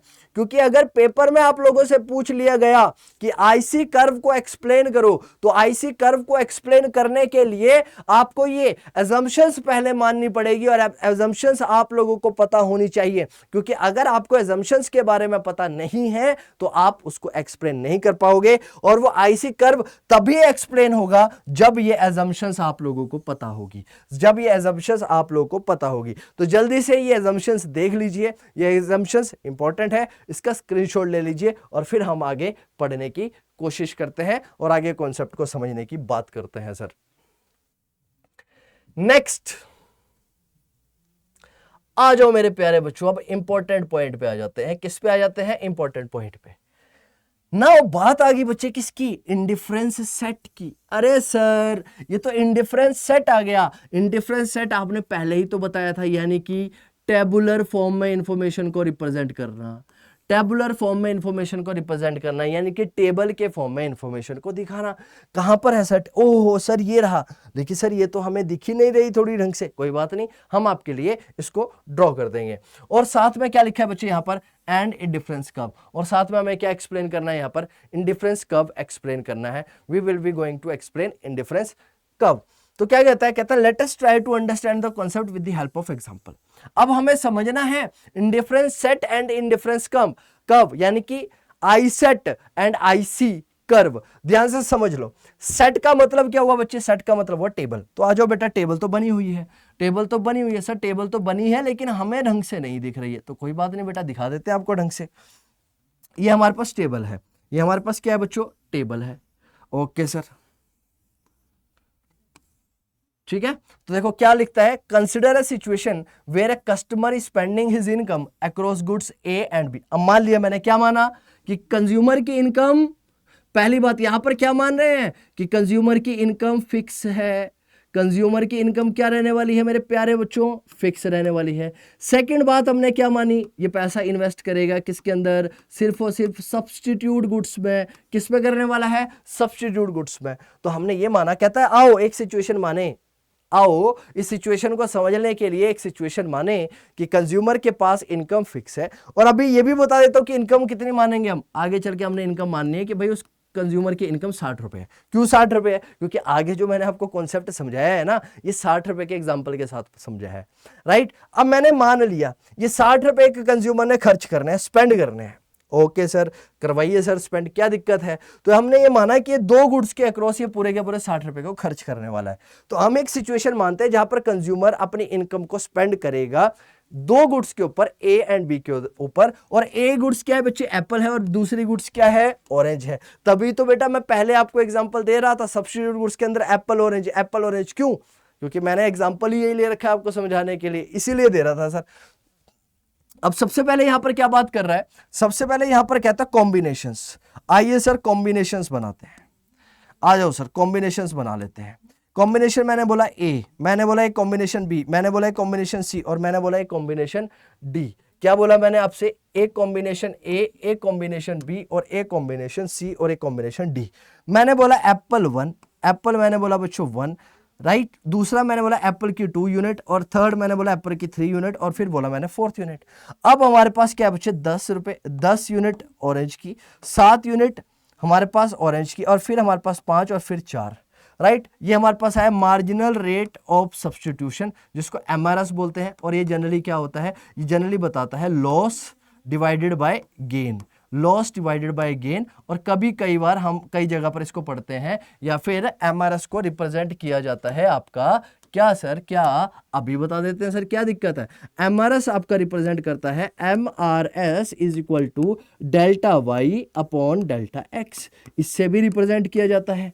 MRS is equal to delta Y upon delta X, delta Y upon delta X. Okay sir, कोई दिक्कत नहीं है सर, समझ में आ रहा है सर? जी सर, हमें तो बहुत अच्छी तरह से समझ में आ रहा है। अब यहां पर इसको थोड़ा सा सही कर देता हूं मैं। ये लिखा हुआ बच्चे आपका कॉम्बिनेशन, क्या लिखा गया है, ये आपका कॉम्बिनेशन लिखा गया। ओके, ये क्या है सर, एप्पल्स है। ध्यान से, आपको समझ में नहीं आ रहा तो लिख लीजिएगा ऐसे। ये आपका ऑरेंजेस है।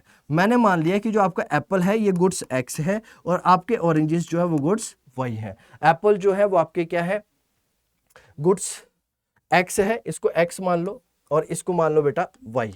क्या मान लो, वाई, ऑरेंज मान लो। ठीक है सर, आइए सर ध्यान से समझ लेते हैं। पहला कॉम्बिनेशन है सर, पहला कॉम्बिनेशन मतलब कॉम्बिनेशन ए। पहले कॉम्बिनेशन के अंदर एक कंज्यूमर जो है वो 1 यूनिट यूज कर रहा है, या फिर 1 यूनिट कंज्यूम कर रहा है किसकी, एप्पल की, और वो 10 यूनिट कंज्यूम कर रहा है किसकी, ऑरेंज की। हम ये मान रहे हैं कि कंज्यूमर रैशनल है, यानी कि इसके ऊपर उसे क्या मिल रही है, मैक्सिमम सेटिस्फेक्शन मिल रही है, और उसकी इनकम क्या है, कांस्टेंट है। अब ध्यान से समझो, जैसे ही इसने क्या करी बेटा, एक एडिशनल यूनिट बढ़ाई, किसकी एक एडिशनल यूनिट बढ़ाई, एप्पल की, यानी कि उसने एक एप्पल की एडिशनल यूनिट कंज्यूम कर ली, तो उसने क्या करा बच्चे, यहां पर 3 यूनिट सेक्रीफाइस कर दी।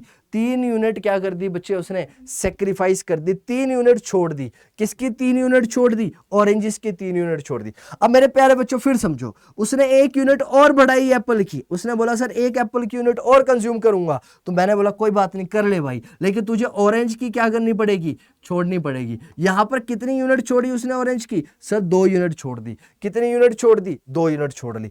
अब सर 4th पार्ट पे आ जाते हैं, 1 यूनिट और बढ़ा दी सर इसने, 1 यूनिट और बढ़ा दी किसकी, एप्पल्स की। तो यहां पर क्या हुआ, यहां पर इसको फिर क्या करना पड़ा, 1 यूनिट छोड़नी पड़ी किसकी, ऑरेंज की। यानी कि पहले एक कंज्यूमर क्या कर रहा था, पहले कंज्यूमर सारी की सारी इनकम कुछ इस तरह से खर्च कर रहा था कि जहां पर वो 1 यूनिट कंज्यूम कर रहा था एप्पल्स की, और वो 10 यूनिट कंज्यूम कर रहा था ऑरेंज की। 10 यूनिट वो ऑरेंज की कंज्यूम कर रहा था, 1 एप्पल की कर रहा था। जैसे ही उसने एप्पल के कंजम्पशन को बढ़ाया, ऑरेंज की यूनिट को उसको क्या करना पड़ गया, सेक्रीफाइस करना पड़ गया। अगर मैं मार्जिनल रेट ऑफ सब्स्टिट्यूशन निकालूं, अभी तो भूल जाओ क्या होता है मार्जिनल रेट ऑफ सब्स्टिट्यूशन, लेकिन बता देते हैं। तो मैंने आपको क्या बताया, अभी आगे चल के भी काम आएगा, वो क्या है बच्चे, डेल्टा वाई। डेल्टा वाई का मतलब क्या, delta Y means loss upon gain, delta Y is equal to loss upon gain. अब देखो मेरे प्यारे बच्चों, लॉस कितना हुआ, लॉस कितना हुआ सर, लॉस हुआ बेटा, राइट, कितनी यूनिट का, 3 यूनिट का, राइट। तो लॉस कैसे निकलेगा बच्चे, पहले इनिशियल ये थी, फाइनल ये है। तो अब इसमें से देखो क्या करना पड़ेगा मुझे, 7 में से 10 माइनस कर दो, और यहां में से क्या हो गया बच्चे, 2 में से 1 यूनिट गई, तो यानी कि 2 - 1 कर दो, यानी कि -3 आया, -3 आया। अब ये माइनस साइन क्या दिखाएगा, ये माइनस साइन भी दिखाएगा कुछ। अभी समझना, ये माइनस साइन भी बहुत काम का है, ये माइनस साइन बहुत काम का है बेटा। यही आगे चल के आईसी कर्व को दिखाएगा कि नीचे को जाता है, डाउनवर्ड स्लोपिंग है, राइट, लेफ्टवर्ड से राइटवर्ड डाउनवर्ड स्लोपिंग होता है आपका आईसी कर्व। क्यों, माइनस साइन इंपॉर्टेंट, ध्यान रख लो, अभी सुन लो अभी ये बात, ये क्या आया, माइनस आया बेटा, माइनस आया, ठीक है ना, समझ लेना ये बात, ये माइनस पॉइंट। अब बेटा जरा आगे आते हैं, अब आगे थोड़ा सा समझने की कोशिश करते हैं। अगला पॉइंट क्या कहता है, अगला पॉइंट क्या कहता है बेटा आपका, राइट, सेकंड, हमने क्या ऑब्जर्व करा? तो आईसी सेट सब इंडिफरेंस सेट आप लोगों को समझ में आया? जी सर। क्या है? जब हमने इंफॉर्मेशन को प्लॉट कर दिया, किसके फॉर्म में प्लॉट कर दिया? टेबल के फॉर्म में प्लॉट कर दिया, तो हमने क्या बोल दिया? वो आईसी सेट है, मतलब आई सेट है, यानी कि इंडिफरेंस सेट है। अब यहां से इस इंफॉर्मेशन से, यानी कि आईसी सेट से आओ कुछ ऑब्जर्व करते हैं। कुछ हमें चीजें मिली, खास चीजें, उनको ऑब्जर्व करते हैं, समझते हैं। क्या ऑब्जर्व किया हमने? सबसे पहली बात जो हमने ऑब्जर्व करी, क्या कि कॉम्बिनेशन, या right, combination of A B C and D, यानी कि वो चार कॉम्बिनेशन का मतलब क्या बेटा? वो 4 पॉइंट, याद करो, A point, B point, C point और डी पॉइंट। पहले में कितना था बेटा? पहले में था एप्पल, सेकंड में क्या था बच्चे? यहाँ पे ऑरेंज। एप्पल की कंजम्पशन कितनी थी? था 1, तो ऑरेंज कितना था बच्चे? 10, राइट। एप्पल कितने हो गए बच्चे? 2, तो ऑरेंज हो गया था बच्चे आपका 7। एप्पल हो गए थे 3, तो ऑरेंज हो गया था आपके बच्चे 5। उसके बाद एप्पल हो गया था 4, और यहाँ पर ऑरेंज कितने था? 4, राइट। तो क्या कहता है? ये चारों कॉम्बिनेशन का मतलब क्या है? Combination A B C D, इन चारों कॉम्बिनेशन की बात कर रहा है बच्चे। ए बी सी डी, इन चारों की बात कर रहा है कि combination A B C D are specified by the consumer. ये कंज्यूमर के द्वारा बताए गए हैं। कहते हैं ये मैंने अपने मन से नहीं बताए, ये कंज्यूमर ने बताया। अकॉर्डिंग टू, किसके अकॉर्डिंग बताया उसने? According to scale of preference for the 2 goods, यानी कि उसकी कितनी प्रेफरेंस है 2 गुड्स के प्रति। यानी कि मैं बात कर रहा हूं यहां पर 2 गुड्स की, और जब मैं 2 गुड्स की बात कर रहा हूं तो उस 2 गुड्स के प्रति उसकी कितनी प्रेफरेंस है, कैसे उसकी प्रेफरेंस है, उसके बेसिक्स पर उसने ये 4 कॉम्बिनेशन बता दिए बेटा। ये 4 कॉम्बिनेशन बना दिए उसने। किसके बेसिस पर ये 4 कॉम्बिनेशन बनाए? ये 4 कॉम्बिनेशन बनाए गए प्रेफरेंस के बेसिस पर, कंज्यूमर की प्रेफरेंस के बेसिस पर उसने बताया कि उसको क्या सही लग रहा है और उसके लिए क्या गलत है, उसके बेसिस पर, राइट। अब ध्यान से समझ लो। अब एक पॉइंट जो बहुत ज्यादा इंपॉर्टेंट है यहां पर, वो इंपॉर्टेंट पॉइंट क्या है कि बेटा चाहे वो कॉम्बिनेशन ए है, चाहे वो कॉम्बिनेशन ए है, चाहे वो कॉम्बिनेशन बी है, चाहे वो कॉम्बिनेशन सी है, चाहे वो कॉम्बिनेशन डी है, यानी कि 4 एप्पल की यूनिट कंज्यूम करे या 4 ऑरेंज की यूनिट कंज्यूम करे, 3 एप्पल की करे, 5 ऑरेंज की करे, या फिर 2 एप्पल की करे और 7 ऑरेंज की करे, और 1 एप्पल की करे और 10 ऑरेंज की करे, तो हर एक कॉम्बिनेशन पर चाहे ए वाला हो, चाहे बी वाला हो, चाहे सी वाला हो, चाहे डी वाला हो, इसको मिलने वाली सेटिस्फेक्शन, इसको मिलने वाली जो सेटिस्फेक्शन है वो इक्वल रहेगी। हर एक कॉम्बिनेशन पर मिलने वाली सेटिस्फेक्शन उसके लिए इक्वल रहने वाली है। कैसे रहने वाली है? इक्वल रहने वाली है। That point should be kept in mind, और यही लिखा गया है कि each combination offers the same level of satisfaction. हर एक कॉम्बिनेशन उसको सेम लेवल ऑफ सेटिस्फेक्शन देगा, किसको? कंज्यूमर को। और इसका मतलब हम ये है, हम सिंपल सी लैंग्वेज में, सिंपल सी भाषा में एक बात बोल सकते हैं। क्या बोल सकते हैं मेरे प्यारे बच्चों? कि combination A is equal to combination B. क्यों सर? क्योंकि चारों लेवल से मिलने वाली सेटिस्फेक्शन बराबर है, तो combination A is equal to combination B, और combination B is equal to combination C, और combination C is equal to combination D, right. वही बात बोली गई, combination A is equal to combination B is equal to combination C, and combination C is equal to combination D. Combination C जो है वो combination D के बराबर है। समझ में आ रहा है? जी सर, समझ में आ रहा है। अगला पॉइंट देखते हैं। कहता है सर क्योंकि यहां पर किसी भी तरह का सेटिस्फैक्शन में डिफरेंस नहीं है, तो कहता है as there is no difference among the combination A B C D, we can say that the consumer is at the indifference. क्या कहता है? इंडिफरेंस। एक वर्ड आ गया। ओह सर, एक वर्ड आया हमारे पास, और वो वर्ड क्या है? इंडिफरेंस। क्या वर्ड है सर? वो इंडिफरेंस। तो यहां पर एक बात बोली गई आप लोगों के सामने, क्योंकि यहां पर कोई भी डिफरेंस नहीं है combination A B C D के अंदर। क्यों? क्योंकि सर ए और बी और सी और डी हर लेवल पर जो उसको सेटिस्फेक्शन मिलेगी वो बराबर होगी।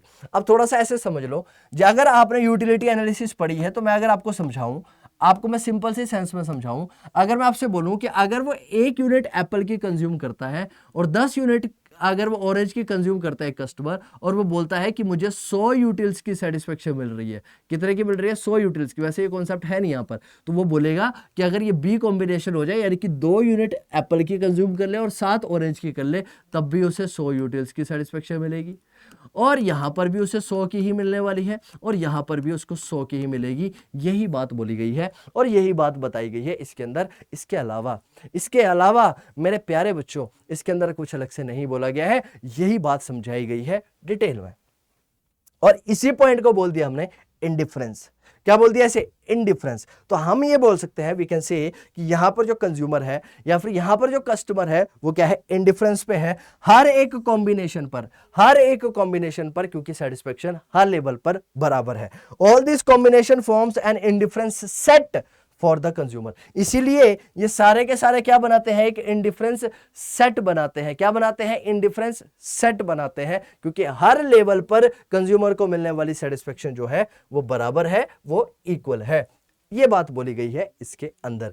अब मेरे प्यारे बच्चों, अगर आपको ये समझ में आ गया तो जल्दी से बताओ, क्या सर हम डेफिनेशन बता सकते हैं इसकी? जी सर, बता सकते हैं। हमें किस तरह की दिक्कत आएगी सर डेफिनेशन बताने में? कोई दिक्कत नहीं आने वाली, कोई समस्या नहीं आएगी सर। क्यों नहीं आएगी? क्योंकि सर देखिए, इंडिफरेंस सेट का मतलब क्या है सर? अगर एग्जाम में पूछ लिया जाए व्हाट इज इंडिफरेंस सेट, तो हम बताएंगे सर। क्या बताएंगे सर? हम सर बिल्कुल दिल खोल के बताएंगे सर, एग्जामिनर के सामने बिल्कुल दिल खोल के चीजें रखेंगे। क्या रखेंगे सर? कि इंडिफरेंस सर, हमारे सर ने बताया है हमें कि इंडिफरेंस सेट कुछ भी नहीं है सर, कॉम्बिनेशन है। आपने देखा ना सर, क्या था?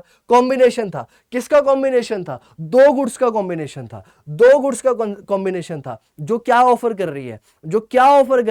जो ऑफर कर रही है कंज्यूमर को सेम लेवल ऑफ सेटिस्फेक्शन। चाहे वो ए पॉइंट हो, चाहे बी पॉइंट हो, चाहे सी पॉइंट हो, चाहे डी पॉइंट था, हर लेवल पर सेटिस्फेक्शन कैसा था? इक्वल था। तो हमने क्या बोला? कंज्यूमर इंडिफरेंस पर है। कंज्यूमर क्या है? इंडिफरेंस पर है, राइट। तो हम ये बोल सकते हैं indifference set is a set of those combinations of two goods, दो गुड्स, राइट। हमने क्या बोला? इंडिफरेंस सेट क्या है? सेट है किसका?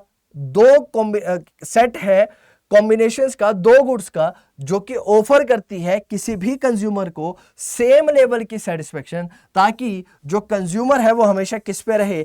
इंडिफरेंस पे रहे या फिर इनडिफरेंट रहे across all the combination in his indifference set. अपने इंडिफरेंस सेट के अंदर उसका जो कॉम्बिनेशन है वो हमेशा क्या है? इंडिफरेंट है, यानी कि हर लेवल पर उसको जो सेटिस्फेक्शन मिले वो बराबर हो, इक्वल हो। वो बात बोलती है आपकी इंडिफरेंस सेट। इंडिफरेंस सेट, जी सर समझ में आ गया? हाँ जी सर, बिल्कुल सर, बहुत बढ़िया तरीके से समझ में आ गया। अगर हमें इंडिफरेंस सेट समझ में आ गया, अगर मेरे प्यारे बच्चों, अगर हमें इंडिफरेंस सेट समझ में आ गया, तो उस इंडिफरेंस सेट को उतार दो। कैसे? डायग्राम में। कैसे उतार दो सर? डायग्रामिकली उतार दो, या फिर सर सिंपल सी बात है, उसको कर्व के फॉर्म में, या तो सर उसको ग्राफ के फॉर्म में दिखा दो ना। जब हम उसको एक आईसी सेट को डायग्रामेटिकली कर्व या फिर ग्राफ के फॉर्म में दिखाएंगे या फिर ग्राफ के फॉर्म में उतारेंगे, तो वो हमारा बन जाएगा बेटे क्या? IC curve. क्या बन जाएगा? आईसी। क्या बन जाएगा? आईसी बन जाएगा। Indifference curve, not IC curve, वो बन जाएगा हमारा इंडिफरेंस कर्व, आईसी बन जाएगा। अब ध्यान से समझो, आओ समझ लेते हैं मेरे प्यारे बच्चों। अब ये मैंने आप लोगों के लिए बना तो दिया, इसी को ही समझ लेते हैं, क्योंकि ये उससे रिलेटेड नहीं है। ध्यान से समझो बेटा, ये हमारा क्या है? एक्स एक्सिस है। ये हमारा एक्स एक्सिस है। सर क्यों मजाक कर रहे हो? बिल्कुल सर मजाक कर रहे हैं। क्यों मजाक कर रहे हैं सर? क्योंकि सर ये हमारा एक्स एक्सिस थोड़ी है, ये हमारे पास वाई एक्सिस है। क्या है सर? ये हमारे पास वाई एक्सिस है। और जब हम वाई एक्सिस की बात कर रहे थे, और यहां पर हमारे पास क्या है बच्चे? एक्स एक्सिस है। क्या है हमारे पास? एक्स एक्सिस है। क्या है हमारे पास? एक्स एक्सिस है। अब साथ ही साथ में बच्चे हम अपना भी कॉम्बिनेशन बना लेते हैं, जो हम लोगों ने अभी पीछे जो हम लोगों ने कॉम्बिनेशन समझा, उसको भी थोड़ा सा बना लेते हैं यहाँ पर, ताकि आप लोगों को और बेहतर तरीके से समझ में आ जाए, राइट। यहाँ पर बच्चे हमारे पास क्या है? एक्स एक्सिस है और ये हमारे पास वाई एक्सिस है। यहाँ पर क्या है? एक्स एक्सिस है और हमारे पास वाई एक्सिस है। एक्स एक्सिस पर हमारी कौन सी कॉमोडिटी है? एक्स एक्सिस पर हमारे पास थे ऑरेंजेस। क्या थे बच्चे हमारे पास? ऑरेंजेस। और वाई एक्सिस पर क्या है हमारे पास? एप्पल्स। क्या थे बच्चे हमारे पास? एप्पल्स। वाई कॉमोडिटी क्या थी हमारी? एप्पल। और एक्स क्या थे हमारे? ऑरेंजेस। अब एप्पल की कंजम्पशन देखो कितनी थी? 1 यूनिट।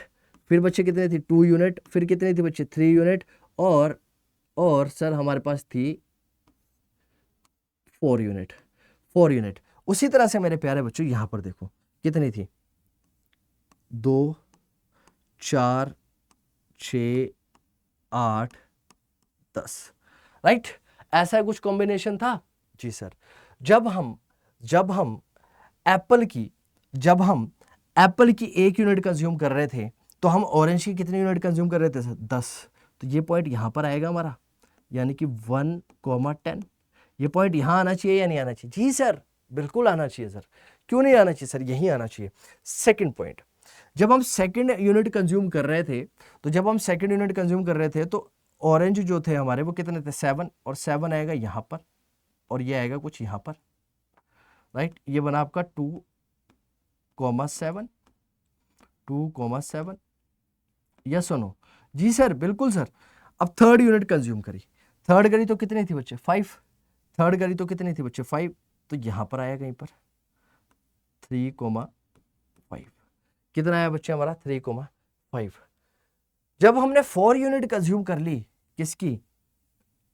जब हमने 4 यूनिट कंज्यूम करी तो वो कुछ आ रही थी बच्चे 4 के आसपास, राइट। 4 यूनिट कंज्यूम करी तो वो आ रही थी हमारी 4, यानी कि यहाँ पे 4,4,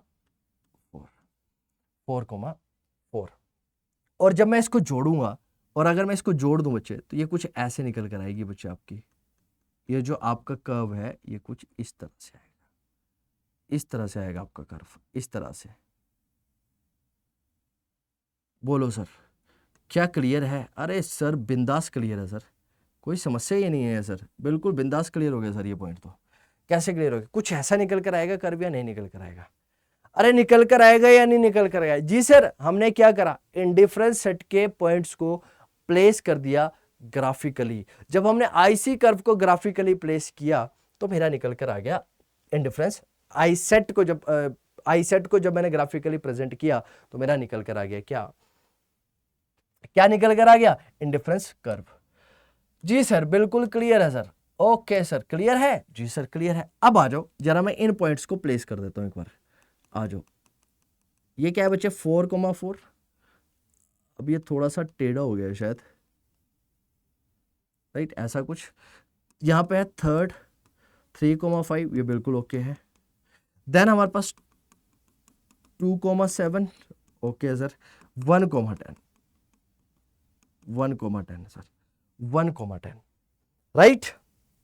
अब समझने वाली बात क्या है? आओ समझिए थोड़ा सा ध्यान से समझ लें हम एक बात। इस लाइन को देखो, देखोगे इस लाइन को? जी सर, देखते हैं सर। ये रही लाइन, ये हमारा पॉइंट है सर, राइट। तो हमने क्या करा मेरे प्यारे बच्चों? हमने 1 यूनिट एक्स की गेन करी, क्योंकि हमने क्या करा? हमने बेसिकली एक्स की यूनिट को गेन किया, सॉरी हमने क्या करा? वाई इसको गेन किया, 1 यूनिट बढ़ाई। यहां पर 1 यूनिट अचीव करने के लिए हमने क्या करा? यहां पर कितनी यूनिट छोड़ी? यहां पर 1 यूनिट छोड़ी, राइट। तो हमने क्या करा? ध्यान से समझो मेरे प्यारे बच्चों। यहां पर अगर आप देखोगे ध्यान से तो ये आईसी कर्व क्या दिखाता है? ये देखो, ये क्या है? ये हमारा है बच्चे, यहां पर क्या है? ये डेल्टा वाई है, ये चेंज है। और ये क्या है बच्चे? ये डेल्टा एक्स है, ये डेल्टा एक्स है। क्यों डेल्टा एक्स डेल्टा वाई है? क्योंकि यहां पर इसका मतलब क्या है कि एक एडिशनल यूनिट गेन करने के लिए मैंने यहां पर एक एडिशनल यूनिट छोड़ दी एक्स की। मैंने एक्स की 1 यूनिट को छोड़ा, क्या गेन करने के लिए? एक एडिशनल यूनिट गेन करने के लिए वाई की, राइट। 1 यूनिट एक्स की छोड़ी गई, एक एडिशनल यूनिट वाई की गेन करने के लिए। यहां पर क्या है? Delta Y. और इसी डेल्टा वाई को हम बोल देते हैं marginal rate of substitution. Marginal rate of substitution जिसको रिप्रेजेंट किया जाता है delta Y upon delta X, right. और आप कभी भी इसे सॉल्व करोगे तो ऊपर वाला हमेशा माइनस में आएगा। क्यों माइनस में आएगा सर? इसके पीछे भी रीजन है। क्या है सर? इसके पीछे भी रीजन है। क्या रीजन है सर? बोलो सर। इसका रीजन है क्योंकि हमने एक एडिशनल यूनिट को गेन करने के लिए दूसरे यूनिट को छोड़ा है, इसके लिए माइनस है। और ये माइनस क्या दिखाएगा? कि जो कर्व है वो डाउनवर्ड होगा। यहां पर क्या दिखाएगा? कि जो हमारा कर्व है वो कैसा रहने वाला है? डाउनवर्ड रहने वाला है। अब आ जाओ, यहां पर भी ऐसे ही कुछ है, इसको भी देख लेते हैं। ये हमारा आईसी है, ये हमारा आईसी कर्व बन गया। ये थोड़ा सा अच्छा बना है ड्राइंग में, यहां पर देखो, ये भी हमारा आईसी कर्व है, कोई दिक्कत नहीं है सर। अब ये हमारे आईसी कर्व है सर, ये वो पॉइंट्स हैं उनको प्लेस कर दिया सर। ये आईसी है सर, इस पॉइंट्स को प्लेस कर दिया सर। ये बोल दिया मैंने 1,10 सर, यहाँ पर मैंने बोल दिया सर बी 2,7 सर, यहाँ पर मैंने बोल दिया सी राइट 3,5 सर, यहाँ पर मैंने बोल दिया D 4,4 सर। तो ये कर्व हमारा कुछ इस तरह से निकल कर आएगा जो मैंने आपके लिए यहाँ पे बनाया। बस हमारी थोड़ी सी ये लाइन थोड़ी सी टेढ़ी हो गई, ये लाइन थोड़ी सी ऐसे आ जानी चाहिए थी, और कुछ नहीं सर, बस इतनी सी बात है सर। और ये पॉइंट आपका निकल कर आ गया आईसी कर्व का। यहाँ पर ऑरेंजेस है और यहाँ पर आपके एप्पल्स है, कहीं पर भी कैसे भी रख लो कोई दिक्कत नहीं है सर, राइट। जनरली हमें यहाँ पर गेन वाले को रखना चाहिए, मैंने यहाँ पर अपोजिट रख दिया। आप यहाँ पे ध्यान रखिएगा, जनरली यहाँ पर ना हम यहाँ पर वो यूनिट रखते हैं जो हम गेन कर रहे हैं, और यहाँ पर हम वो यूनिट रखते हैं जो हम लॉस कर रहे हैं, जो हम यूनिट्स खो रहे हैं सर, है ना। तो यहाँ पर देखो गेन क्या कर रहे हैं, गेन यहाँ पर देखो एक एडिशनल यूनिट गेन करी हमने, 1 से 2 कर दिया सर, एक एडिशनल गेन यूनिट गेन करी। और इस एडिशनल यूनिट को कमाने के लिए या फिर लेने के लिए मैंने कितनी यूनिट छोड़ी सर, यहाँ पे देखो 3 यूनिट छोड़ी। तो यहाँ पर देखो बच्चे ये क्या है, ये क्या है बच्चे, और ये क्या है, और यहाँ पर देखो ये है आपका बच्चे डेल्टा वाई। क्या है ये, डेल्टा वाई। डेल्टा वाई का मतलब क्या है, ये लॉस है, किसका लॉस है, ऑरेंज का। और ये क्या है आपका डेल्टा एक्स, ये डेल्टा एक्स क्या है बच्चे, गेन है। किसका गेन है, किसका गेन है, एप्पल का। तो ये आपको दिख नहीं रहा होगा, ये आपका है डेल्टा वाई और ये आपका क्या है डेल्टा एक्स। ये क्या है डेल्टा एक्स और डेल्टा वाई। और डेल्टा एक्स डेल्टा वाई की बात करूंगा तो यहां पर निकल कर आएगा आपका MRS, margin rate of substitution, जो है delta Y upon delta X, delta Y upon delta X. Clear है सर इतनी बात? जी सर, हमें बहुत अच्छी तरह से ये चीजें क्लियर हो गई और हमें बहुत अच्छी तरह से ये समझ में आ गया। Okay sir, then next point हमारे पास यहां पर क्या है, दैट इज इंडिफरेंस कर्व। तो इंडिफरेंस कर्व कुछ भी नहीं है सर, अरे इंडिफरेंस कर्व इज नथिंग, कुछ भी नहीं है इंडिफरेंस कर्व। क्या है, जब हम आईसी जो इंडिफरेंस सेट है उस इंडिफरेंस सेट का डायग्रामेटिकल रिप्रेजेंटेशन कर दें तो वो हमारा इंडिफरेंस सेट आ जाता है, इंडिफरेंस कर्व आ जाता है। तो indifference curve is a diagrammatic presentation. अरे सर क्या है ये, डायग्रामेटिक प्रेजेंटेशन है किसका, इंडिफरेंस सेट का। किसका, एक कंज्यूमर का। एक कंज्यूमर के इंडिफरेंस सेट का डायग्रामेटिक रिप्रेजेंटेशन आपका क्या कहलाता है, इंडिफरेंस कर्व कहलाता है। ये क्या दिखाता है, इट शोज डिफरेंट कॉम्बिनेशन। क्या दिखाता है, डिफरेंट कॉम्बिनेशन किसके, कॉमोडिटीज के, like apples and oranges, offering the same level of satisfaction to the consumer.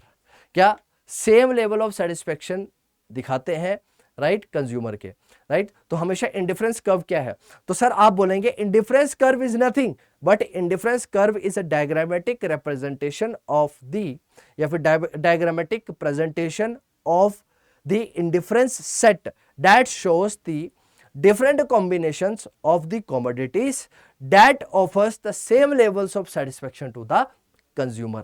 जो कंज्यूमर को क्या देती है, सेम लेवल्स ऑफ सेटिस्फेक्शन देती है। आ रहा है आपको समझ में इतना या नहीं आ रहा है? जी सर समझ में आ रहा है, बहुत अच्छी तरह से समझ में आ रहा है sir. Now the next point is features and properties of the indifference curve. Indifference curve के फीचर्स और प्रॉपर्टीज समझते हैं, राइट। तो सबसे पहली प्रॉपर्टी हमारे पास क्या है, यहां पर इंडिफरेंस कर्व स्लोप करता है आपका डाउनवर्ड। सबसे पहली बात क्या आप लोगों को बताइए यहां पर कि जो आपका इंडिफरेंस कर्व होगा that will slope downward.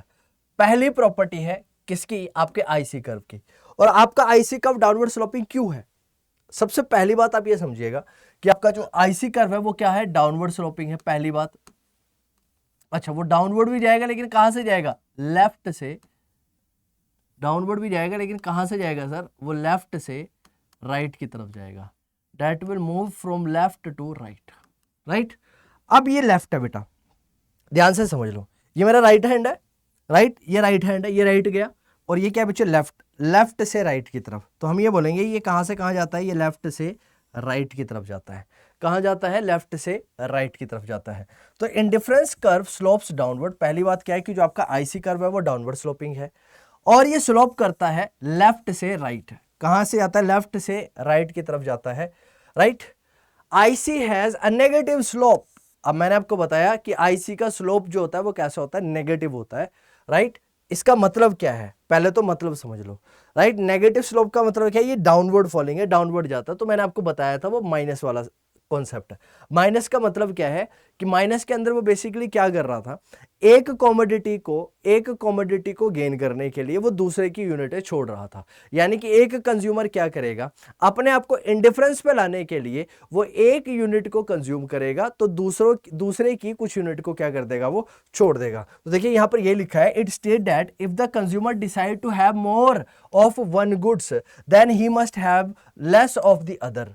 Simple सा बात है, सिंपल सा कॉन्सेप्ट है कि अगर एक कंज्यूमर चाहता है कि उसको एक कमोडिटी की ज्यादा यूनिट मिले तो दूसरे की उसको क्या करनी पड़ेगी, कम करनी पड़ेगी। और it is only then the satisfaction level would remain constant at different point of the IC. और ये तभी पॉसिबल है कि हर एक लेवल पर जो कस्टमर है वो इंडिफरेंस पर रहेगा, या फिर हर एक लेवल पर जो मिलने वाली सेटिस्फैक्शन है वो क्या रहने वाली है, सेम रहने वाली है हर एक पर्टिकुलर पॉइंट ऑफ प्लेस पर, राइट।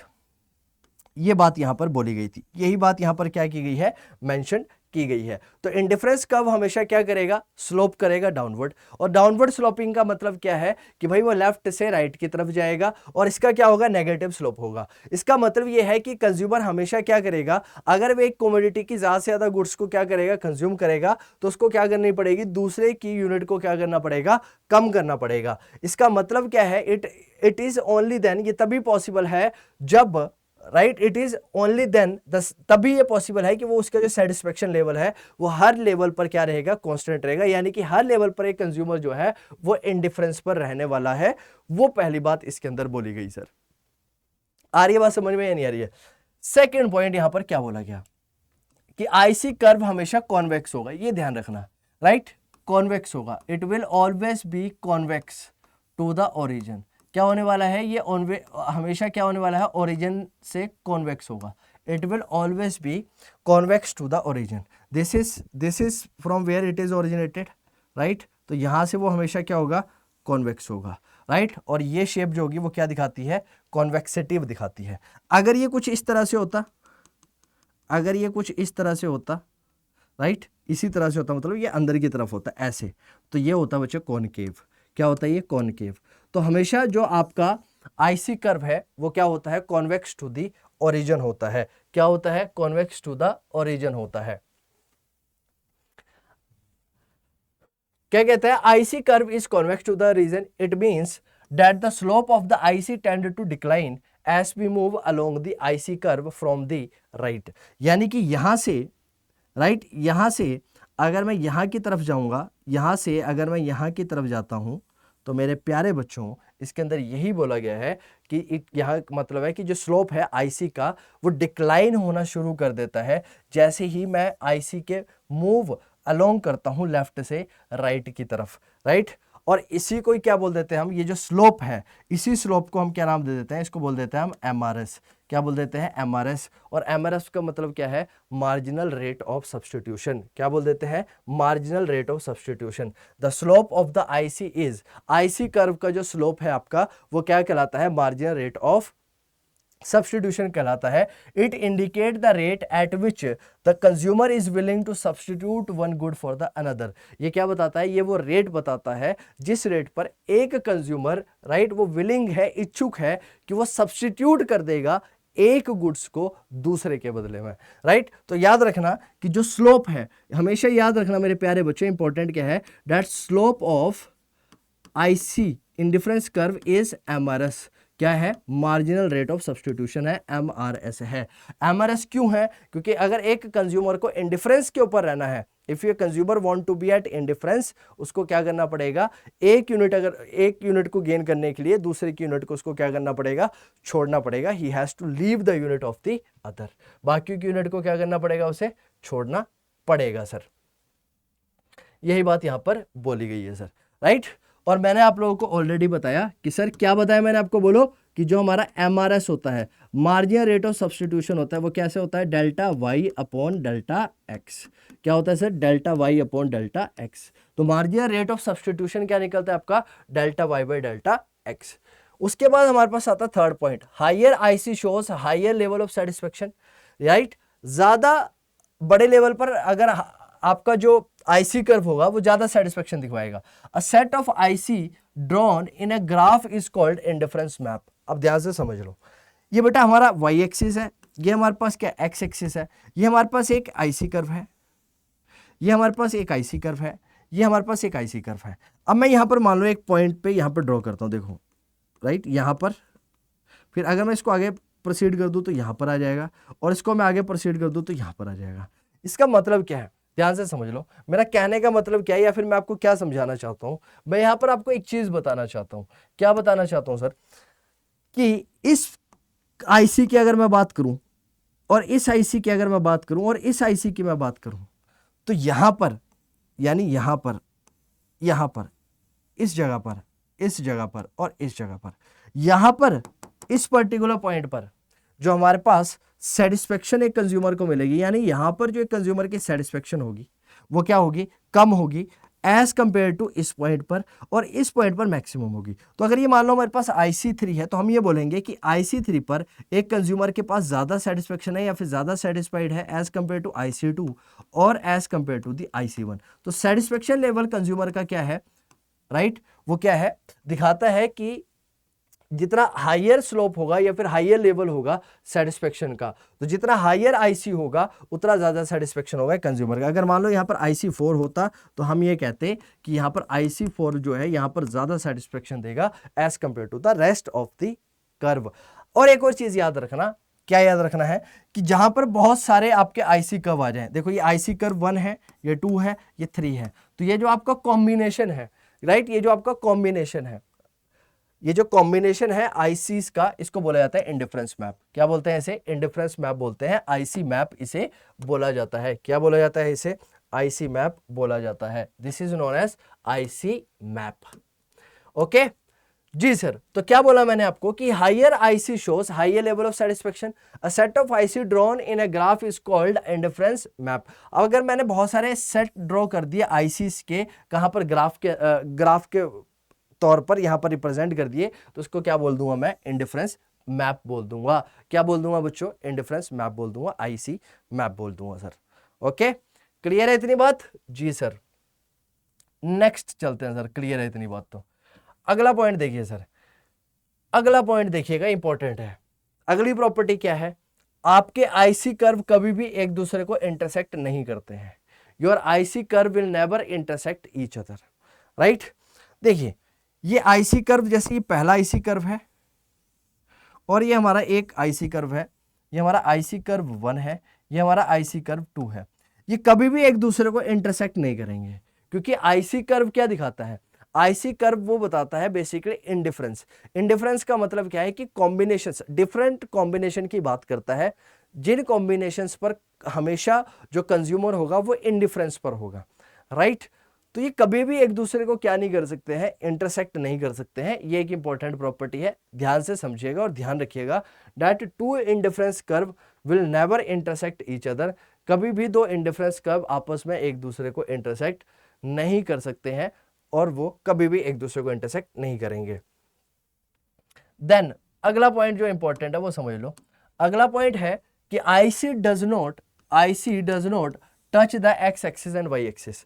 ये हमारे एक्सिस थे, ये मैंने आपको ऑलरेडी बताया है कि हमारा जो आईसी कर्व है ये हमारा मान लो बच्चे वाई एक्सिस है, तो ये वाई एक्सिस और ये हमारा क्या एक्स एक्सिस, राइट। ये कभी भी इस एक्स एक्सिस या फिर वाई एक्सिस को कभी भी क्या नहीं करेगा, वो टच नहीं करेगा। आईसी कर्व हमेशा कहाँ बचता है, इन बिटवीन बनता है। कहाँ पर बनता है, इन बिटवीन बनता है, और कभी भी इनको टच नहीं कर सकता है। और इसके पीछे का रीजन क्या है, क्योंकि सर यहां पर अगर उसको सेटिस्फेक्शन में रहना है या फिर एक कंज्यूमर को हमेशा इंडिफरेंस में रहना है, तो उसको कुछ ना कुछ हमेशा क्या करना पड़ेगा, कॉम्बिनेशन लेना पड़ेगा उसे, है ना, गुड एक्स और वाई का।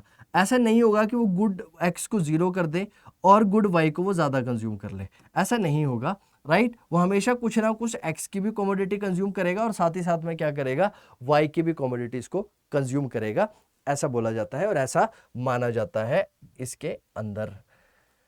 ठीक है सर जी, बोलिए सर, इतनी बातें क्लियर है आप लोगों को या नहीं? सर इतना तो हमें बहुत अच्छी तरह से क्लियर हो गया सर। अगर आप लोगों को इतना क्लियर हो चुका है और अगर आप चीज़ों को बहुत अच्छी तरह से समझ पा रहे हैं और आपको मज़ा आ रहा है चीज़ों को समझने में, तो चैनल को लाइक शेयर सब्सक्राइब करना मत भूलिएगा, क्योंकि जितना ज़्यादा आप चैनल को लाइक शेयर सब्सक्राइब करेंगे उतना ज़्यादा हमें मजा आएगा कॉन्सेप्ट्स को बहुत ज्यादा डिटेल में समझाने के लिए। जी सर। नेक्स्ट हमारे पास आता है बच्चे इंडिफरेंस, हमारा आईसी कर्व हो गया, आईसी हो गया, उसके बाद आता है हमारे पास कंज्यूमर बजट। और जब मैं कंज्यूमर बजट की बात करता हूं तो यहां पर भी किसकी बात होती है, बजट सेट की बात होती है, और हमारी बात होती है बजट लाइन की। किसकी बात होती है, budget set and budget line की बात होती है। अगर मैं बजट सेट की बात करूं तो सर क्या है बजट सेट, तो सेट मैंने आपको फिर बताया था कि सेट का मतलब हो गया आपका टेबुलर फॉर्म में डाटा का रिप्रेजेंटेशन, जो भी डाटा रहेगा उसको टेबुलर फॉर्म में दिखा दो। और बजट लाइन क्या हो गया, ये एक किस्म से आप ऐसे मान लो ये ग्राफिकल ही रिप्रेजेंटेशन है। क्या है ये आपका ग्राफिकल ही रिप्रेजेंटेशन है। अब लाओ पूरी के पूरी सिचुएशन को और बजट सेट और बजट लाइन को समझने के लिए let us try to understand this with the help of an example. इस पूरे के पूरे कॉन्सेप्ट को समझते हैं हम किसके एग्जांपल के साथ में, एक एग्जांपल के साथ में समझते हैं। तो हमने एज्यूम करा है क्या, मैंने आपको बताया था कि जब हम पढ़ेंगे इस चीज को तो हम ये मानेंगे कि कंज्यूमर की इनकम जो रहेगी वो क्या रहेगी, कांस्टेंट रहेगी। तो हम मानते हैं let us assume that the consumer has a budget, consumer का जो बजट है वो कितने का है, 60 रुपए का है। क्या है, 60 रुपए का है। और उसे ये 60 के 60 रुपए कहां खर्च करने हैं, गुड 1 और गुड 2 के ऊपर खर्च करने हैं, या फिर गुड X और गुड Y के ऊपर खर्च करने हैं। अब कंज्यूमर के पास कितने रुपए हैं सर, 60 रुपए हैं। अब इस 60 रुपए को वो कहां खर्च करने वाला है, गुड 1 के ऊपर खर्च करने वाला है और गुड 2 के ऊपर खर्च करने वाला है। अब वो क्या कर सकता है, कॉम्बिनेशन ही बनाएगा ना। क्या कॉम्बिनेशन बनाएगा, अगर मान लो इसकी यूनिट ज्यादा कंज्यूम कर ली या ज्यादा परचेज कर ली, लेकिन है तो 60 रुपए, तो इसको वो कम कर देगा। अगर ये ज्यादा कर दी तो इसको कम कर देगा। सिंपल सी बात है। क्यों, क्योंकि उसका जो बजट है वो फिक्स है और बजट कितना है, 60 रुपए का है।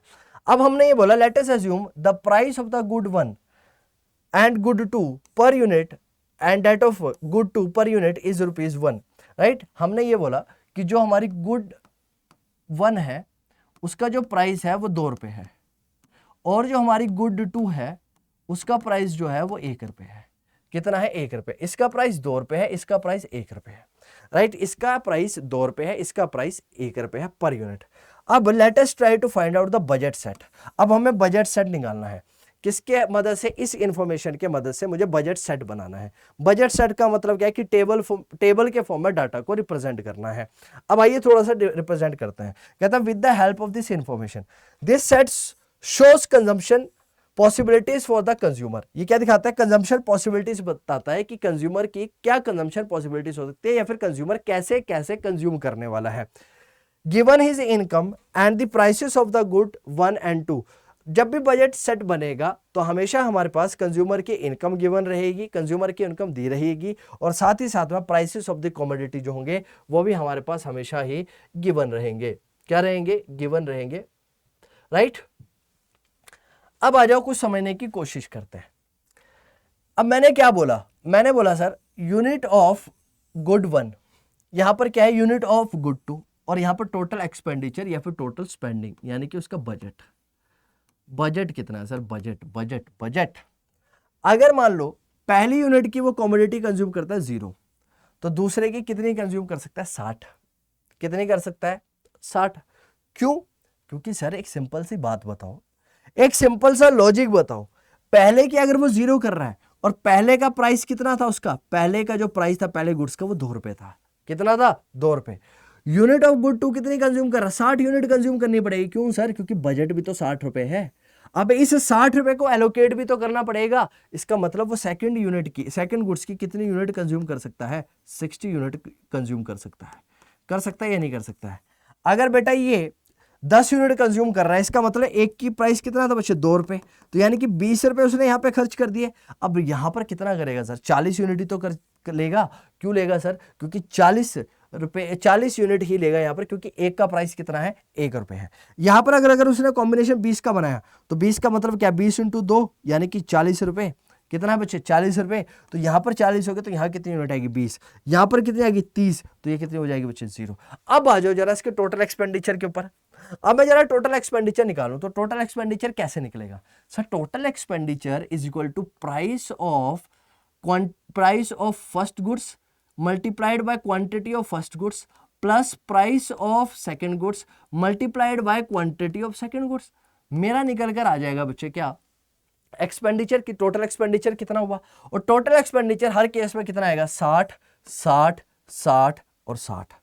कैसे कैसे कैसे सर, पहले केस में देख लो, बाकी आप अब खुद करना। प्राइस कितना है बच्चे, प्राइस है बच्चे 2 रुपए, प्राइस कितना दे रखा है हमें 2 रुपए, लेकिन क्वांटिटी कितनी है 0। सेकंड केस में कितना है, प्राइस है 1 रुपए, क्वांटिटी कितनी है 60, तो देखो कितना आया हमारा 60 रुपए। कितना निकल कर आया प्राइस, बोलो 60 रुपए। एक्सपेंडिचर कितना निकल कर आया 60 रुपए। सेम सेंस पर यहां पर निकलेगा, सेम सेंस पर यहां पर निकलेगा, और सेम सेंस पर यहां पर निकलेगा, सेम सेंस पर यहां पर, सेम सेंस पर यहां पर, सेम यहां पर, और सेम यहां पर हमारा टोटल एक्सपेंडिचर निकलने वाला है। बोलो सर, बात क्लियर है इतनी या नहीं है? जी सर, इतनी बातें हमें बिल्कुल क्लियर है, बिल्कुल क्लियर है, और बहुत अच्छी तरह से सर हमें ये टॉपिक समझ में आ रहा है।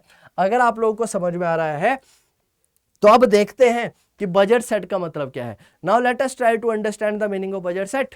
क्या मतलब है सर बजट सेट का, क्या होता है बजट सेट, आखिर क्यों है बजट सेट, क्या है बजट सेट की कहानी। आ जाओ, तो क्या करना है बेटा, हमने कॉम्बिनेशन दिखाना है 2 गुड्स और सर्विसेज का। तो budget set refers to the attainable combination of a set of 2 goods given prices of the goods and the income of the consumer। अगर मेरे पास कंज्यूमर की इनकम पता है और प्राइसेस ऑफ द गुड्स मेरे को पता है, तो उसके साथ में जो अटेनेबल कॉम्बिनेशंस हैं, क्या है, जो अटेनेबल कॉम्बिनेशंस बन सकते हैं, उन अटेनेबल कॉम्बिनेशंस को दिखाता है क्या, बजट सेट। तो बजट सेट हमेशा अटेनेबल कॉम्बिनेशंस को दिखाएगा 2 गुड्स के गिवन प्राइस ऑफ गुड्स और इनकम ऑफ द कंज्यूमर के ऊपर। जो बजट सेट की जो हमेशा जो इक्वेशन होगी वो बजट इक्वेशन भी कहलाती है, और उसको कैसे निकाला जाता है, वो हमेशा होगी आपकी P1 X1 plus P2 X2 shall always be equal to less than equals to y। और y का मतलब यहां पर क्या है, y रिप्रेजेंट करता है एक्सपेंडिचर को। y किसको रिप्रेजेंट करेगा, एक्सपेंडिचर, किसको रिप्रेजेंट करेगा, एक्सपेंडिचर को। तो देखो, price of the goods 1, P1 is equal to price of the good 1, X1 is equal to quantity, P2 is equal to price of the good 2, and X2 is equal to quantity of the good 2, and y is the total income, total expenditure और total budget of the consumer। Now budget set क्या है, budget set का दूसरा नाम budget constant भी है। Budget set को दूसरा नाम क्या दिया जाता है, बजट कांस्टेंट भी इसे मेरे प्यारे बच्चों बोला जाता है। क्या बोला जाता है, बजट कांस्टेंट भी इसको बोला जाता है। तो इनका मेरे प्यारे बच्चों दूसरा नाम क्या है, बजट कांस्टेंट भी है। क्या है, बजट कांस्टेंट भी है। नाउ अब ये सारी कहानियां पढ़ी, उसके अंदर ध्यान से समझो, राइट। ये यहां पर अगेन अलग पॉइंट है। यहां पर हमारे पास क्या है, गुड वाई है, यहां पर हमारे पास क्या है, गुड एक्स है। अब इसको कुछ ऐसा मान लो, गुड 1 और गुड 2 है। यहां पर इस particular point of time place पर, और यहां पर कंज्यूमर मैक्सिमम कंज्यूम कर रहा था 60 यूनिट, और यहां पर जब 60 थी तो ये कितनी थी, 0, राइट। तो इसका मतलब क्या है, इसका मतलब है मेरे प्यारे बच्चों कि ये जो सारा रीजन है, इसके अंदर का ये सारा रीजन है, ये यानी कि ये जो लाइन आई, ये हमारी क्या है, लाइन है, राइट, ये हमारी बजट लाइन है। और ये जो जितने भी पॉइंट्स हमने निकाले, कौन सी, पिछले स्लाइड के अंदर जो हमने पॉइंट्स निकाले, वो सारे के सारे अटेनेबल रीजन थे, क्योंकि वहां पर इनकम क्या थी, एक्सपेंडिचर 60 रुपए था, और उसके साथ में जो हम कॉम्बिनेशन सेलेक्ट कर रहे थे ए और बी का, वो भी कहीं ना कहीं इसको जस्टिफाई कर रहा था, इससे कम था। क्योंकि हमेशा जो हमारी बजट सेट की जो इक्वेशन होगी वो हमेशा इसको फॉलो करेगी, P1 X1 plus P2 X2 should always be less than equals to y। हमेशा इसको क्या करने वाली है, फॉलो करने वाली है, हमेशा इस चीज को क्या करेगी, फॉलो करेगी। तो हमेशा अब ये जो पॉइंट आए, ये जो सारे के सारे पॉइंट है, ये दिखाते हैं फीजिबल रीजन। ये सारा का सारा क्या है, ये फीजिबल रीजन है। ये क्या है, फीजिबल रीजन है, यानी कि यहाँ पर कंज्यूमर क्या करता है, बढ़िया तरीके से अपने एक्सपेंडिचर्स को कर रहा है और कॉम्बिनेशंस को बेस्ट तरीके से सिलेक्ट कर रहा है इस पॉइंट्स पर। लेकिन एक पॉइंट यहां पर दिखा रखा है डी पॉइंट, और डी पॉइंट दिखाता है, point D indicate that income is under spent. अब यहां पर देखो, इसका मतलब क्या है कि यहां पर इन पॉइंट्स पर वो प्रॉपर तरीके से अपने इनकम को क्या कर रहा है, खर्च कर रहा है। राइट, जो भी उसकी इनकम है उस इनकम को प्रॉपरली क्या कर रहा है यहाँ पर खर्च कर रहा है, तो कोई समस्या नहीं है। लेकिन डी पॉइंट दिखाता है कि भाई उसने अपनी इनकम को क्या करा, अंडर एस्टिमेट करा, और इनकम जो है वो क्या कर दी उसने, ज्यादा मतलब इनकम जो है वो कम तरीके से यूटिलाइज करी अपनी, यानी कि प्रॉपर तरीके से यहाँ पर यूटिलाइजेशन नहीं कर पाया। और ये जो अपना सी पॉइंट है, ये सी पॉइंट हमें क्या दिखाता है कि ये अनअटेनेबल पॉइंट है, क्योंकि ये उसके बजट के बाहर है, उसके बजट के बाहर चला गया। किसके बजट के बाहर चला गया, कंज्यूमर के बजट के बाहर चले गए सर ये पॉइंट। तो जब ये पॉइंट उसके बजट के बाहर चले गए तो ये उसके लिए क्या है, अनअटेनेबल रीजन है। कैसा है ये, अनअटेनेबल रीजन है। तो अगर मेरे प्यारे बच्चों, अगर इसको मैं ड्रॉ करना चाहूँ, अगर मैं इसको ड्रॉ कर देता हूँ आपके लिए, तो ये कुछ ऐसा आएगा। और ये कैसा रीजन है, ये जनरली कुछ ऐसा आना चाहिए वैसे, और ये आएगा आपका अनअटेनेबल रीजन। ये सारा आपका अनअटेनेबल रीजन है, क्योंकि इतनी उसकी इनकम ही नहीं है, इतना उसका बजट ही नहीं है। किसका बजट नहीं है इतना, कंज्यूमर का इतना बजट ही नहीं है। तो ये रीजन उसके लिए हमेशा क्या रहेगा, अनअटेनेबल रीजन रहने वाला है। क्या रहने वाला है, अनअटेनेबल रीजन रहने वाला है। अब आजा थोड़ा सा समझ लेते हैं, क्या समझ लेते हैं कि बजट लाइन क्या दिखाती है।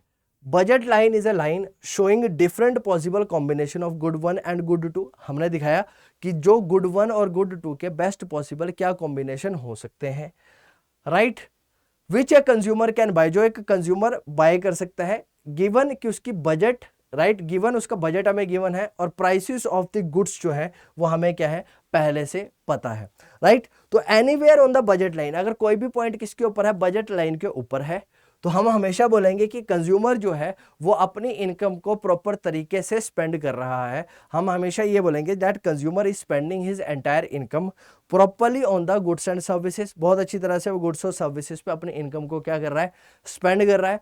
लेकिन वहीं पर अगर मान लो, लेकिन वहीं पर अब ध्यान से समझ लो, अगर मान लो यही अगर उसके अंदर है तो वो क्या है, प्रॉपर तरीके से अपनी इनकम को स्पेंड नहीं कर रहा है। अगर वो पॉइंट बजट लाइन के अंदर है तो वो अपनी इनकम को प्रॉपर तरीके से स्पेंड नहीं कर रहा है। और अगर वही पॉइंट जो है वो बजट लाइन के बाहर है, तो यानी कि वो उसके बजट से बाहर है, उस पॉइंट को वो कभी भी अचीव नहीं कर सकता है। इतनी सी बात इसके अंदर बोली गई है, और कोई और बात इसके अंदर नहीं बताई गई है। बोलो मेरे प्यारे बच्चों, ठीक है, क्लियर है इतनी बात? जी सर क्लियर है। इस वीडियो के अंदर या फिर इसके अंदर एक पॉइंट है वो मिसिंग है, दैट इज कंज्यूमर इक्विलिब्रियम। और कंज्यूमर इक्विलिब्रियम कैसे निकलेगा वो मैं आपको बता देता हूं कि कंज्यूमर इक्विलिब्रियम जनरली कैसे निकाला जाता है, किसके केस में, अपना इंडिफरेंस कर्व के केसेस में कंज्यूमर इक्विलिब्रियम किस तरह से निकाला जाता है। आइए देखते हैं। देखिए मैंने आप लोगों को क्या बताया था, बजट लाइन के बारे में बताया। तो बजट लाइन का बच्चों की बात याद रखना, जो बजट लाइन है उसका जो स्लोप होता है, बजट लाइन का स्लोप आपका आता है px/py, और वहीं पर आपका जो इंडिफरेंस कर्व है उसका जो स्लोप होता है, उस स्लोप को आपका बोला जाता है MRS। क्या बोला जाता है? MRS, marginal rate of substitution. अगर आपको निकालना है, क्या निकालना है, कंज्यूमर इक्विलिब्रियम, तो कंज्यूमर इक्विलिब्रियम आपका आता है कि marginal rate of substitution is equal to price of x upon price of y। ऐसे निकलता है आपका क्या, ऐसे निकलता है आपका इक्विलिब्रियम। इसको और ज्यादा डिटेल में कभी एक वीडियो के अंदर बहुत ज्यादा डिटेल में और समझा दूंगा। अब एक चीज और समझ लो, अगर मुझे इसको ग्राफिकली रिप्रेजेंट करना है तो वो कैसे आता है, ये हमारी आएगी बच्चे बजट लाइन, ठीक है ना, और बजट लाइन के साथ ही हमारा यहाँ पर बनता है कुछ आईसी कर्व ऐसे, ये हमारा बनता है आईसी कर्व ऐसे, ये राइट। तो ये हमारा निकल कर आता है, राइट, ये हमारा निकल कर आएगा क्या, क्या निकल कर आता है, कंज्यूमर इक्विलिब्रियम। क्या निकलता है यहाँ पर, कंज्यूमर इक्विलिब्रियम। तो कंज्यूमर इक्विलिब्रियम कैसे निकलता है आप लोगों ने यहाँ पर देखा, बाकी एक बार आप लोग भी देख लीजिएगा।